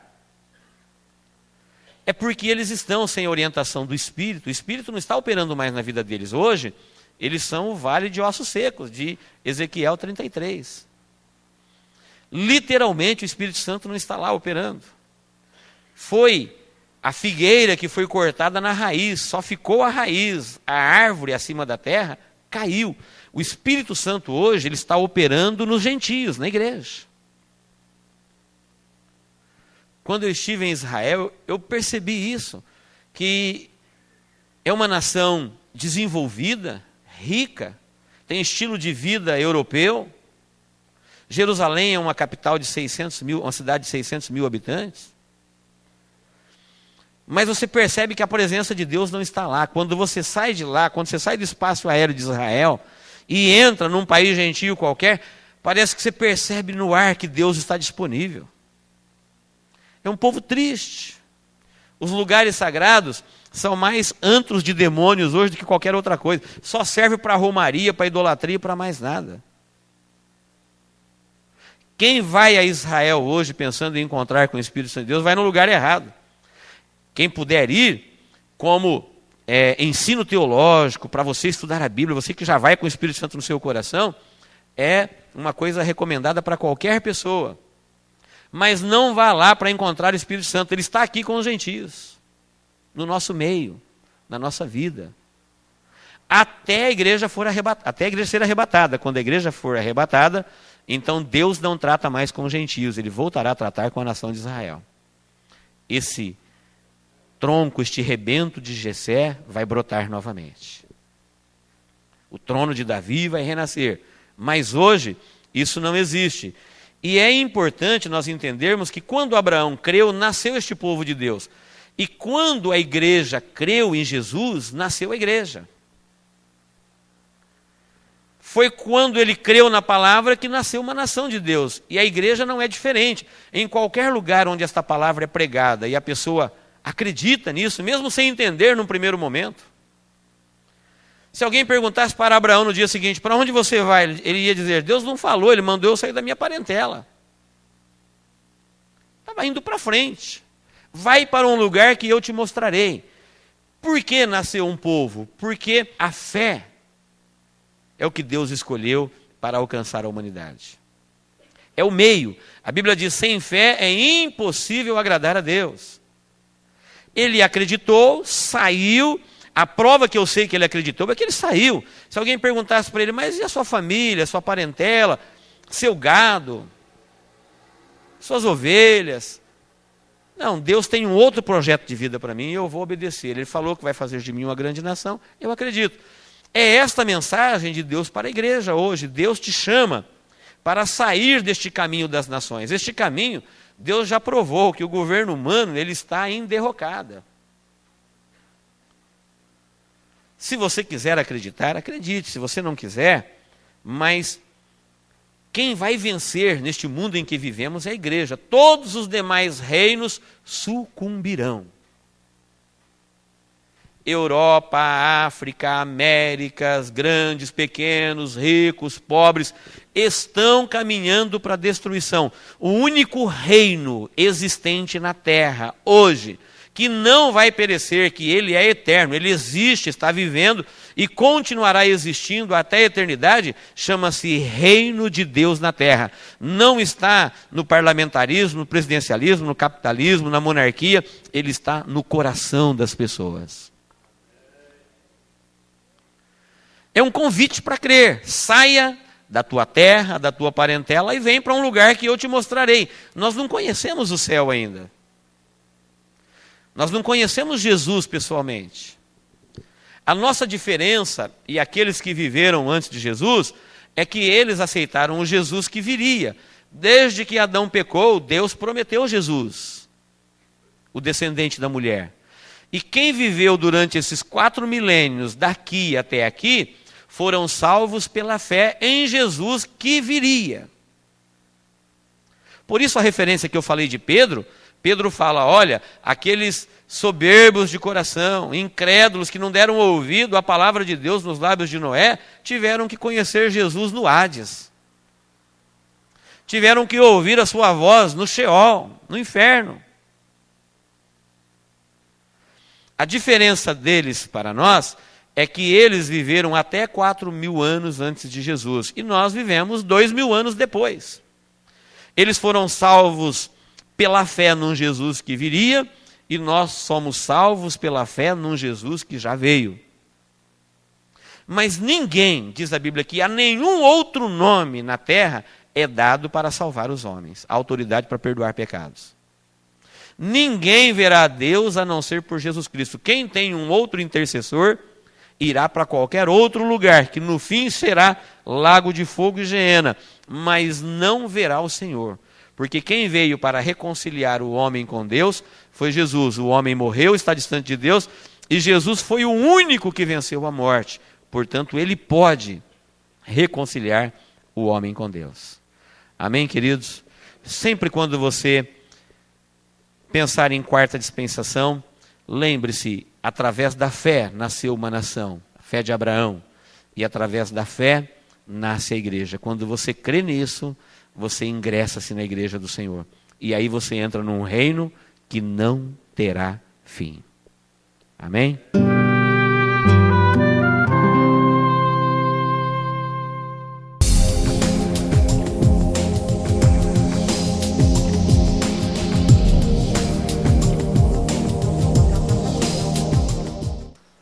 Muito bem, nós vamos dar sequência ao nosso seminário hoje. A primeira é, pastor, onde está registrado na Bíblia que Jesus pregou aos espíritos em prisão? Está em Pedro, primeira carta de Pedro, capítulo 3, versículo 19 a 22. Ali o texto é muito profundo, não somente diz que ele pregou aos espíritos em prisão, mas Pedro fala aquilo que eu disse aqui. Ele disse que ele pregou aos espíritos que estavam aqui, que viveram na época de Noé e que desobedeceram a mensagem de Deus na vida de Noé, não esperando a salvação, e tiveram que ouvir que aquilo que Noé falou se cumpriu, porém, isso em nada abençoou a vida deles.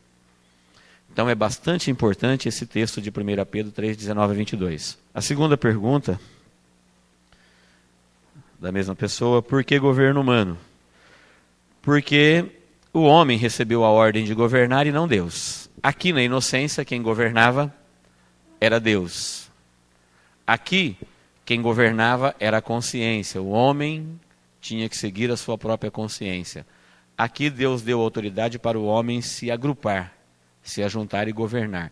Governo humano quer dizer, o homem é responsável pelo seu governo. Este governo político, ele existe até hoje. Está no comando humano. São situações que o homem vai recebendo de Deus, são dispensações, revelações e pactos que vai tornando a vida cada vez mais, vai tornando a misericórdia de Deus mais fácil de ser alcançada. Aqui o homem era sozinho, aqui ele era sozinho, aqui agora ele pode se organizar. Aqui agora Deus diz que ele fará. E nós vamos encontrar que Deus vai dando passo em direção à humanidade, até reinar espiritualmente e até reinar pessoalmente, quando a humanidade terá a sua última oportunidade. Tanto gentios como judeus. Então observe que cada uma das dispensações, elas vão ficando mais brandas. É Deus caminhando em direção da humanidade e tentando alcançar o coração humano tão distante de Deus. Então governo humano por isso. Terceira pergunta. Já que não perdemos a consciência após a morte, notaremos a ausência de nossos familiares que porventura não foram salvos? Haverá reconhecimento no inferno? Haverá consciência, reconhecimento não. Por quê? Baseado no que eu estou dizendo isso? Porque se tivesse reconhecimento, não teria alegria no céu. De alguém ficar sabendo que a pessoa tão querida dele não foi lá para o céu. E a Bíblia fala que no céu não haverá dor, não haverá lembrança Se não haverá lembrança, por que haverá consciência? Se não tivesse consciência, nós não teríamos esses textos falando de pessoas que morreram e se lembravam. O rico falou para Lázaro assim: eu tenho lá na terra meus 5 irmãos. Tinha consciência. A diferença da consciência e do reconhecimento é que a consciência é um estado que o ser humano tem e que ele não perde jamais. Faz parte da sua formação, está no seu espírito, ele é um ser consciente. Agora, o reconhecimento não, está ligado à sua humanidade e à sua vida em família. Uma vez que não há mais família, não tem por que existir o reconhecimento. Então não é que ele deixa de existir, mas ele deixa de aparecer. Um exemplo, se eu tiver a luz de uma lanterna de noite, numa noite escura, ela vale muito em comparação com aquele que não tem nada. A luz de uma lanterna, ou até mesmo a claridade da chama de um fósforo, de uma vela. Mas no outro dia, ao meio-dia, eu já não preciso mais dela, porque eu tenho a luz do sol. Então, se você comparar esse relacionamento, esse amor tão bonito chamado amor de irmão, amor de mãe, amor de pai, amor de filho, amor de família, que foi colocado por Deus no coração humano para viver em família, ele é comparado com a luz de uma chama, qualquer pequena. E quando chegar na glória e nós entendermos o que é a família de Deus, por isso a Bíblia chama Deus de Pai, Jesus de irmão. Então, o brilho, o amor tão superior, ele vai fazer desaparecer este sentimento familiar. Isso já acontece aqui na igreja. Qualquer pessoa que se converte, ele se esfria em relação à família. Sim ou não? Você perde o respeito? Você perde o amor? Não, em hipótese alguma. Toda pessoa que se converte, ele melhora como pai, como filho, como marido, como esposa. Se ele se converteu de fato, ele melhora. Mas aquele apego violento que você tinha, ele diminui um pouco. Por quê? Você entra numa família eterna e deixa de pertencer apenas a uma família humana. Você tem consciência que você entrou numa que não vai acabar, e essa acaba. Então haverá consciência, porém não reconhecimento. E tem uma última pergunta para nós já irmos para o nosso assunto. Em Gênesis 11, 7-4, onde está escrito: desçamos e confundamos, assim como também em outros lugares de Gênesis, quando Deus disse: façamos o homem à nossa imagem, é uma prova bíblica da Trindade? Mais ou menos isso que a pessoa está perguntando. Estou resumindo a pergunta. Sim, é uma prova bíblica. Quando diz façamos o homem, ele não disse farei. Aqui ele não disse confundirei a sua língua, ele falou confundamos, desçamos a sua língua. Descemos, confundamos, façamos, o homem se tornou como um de nós. Então é uma alusão.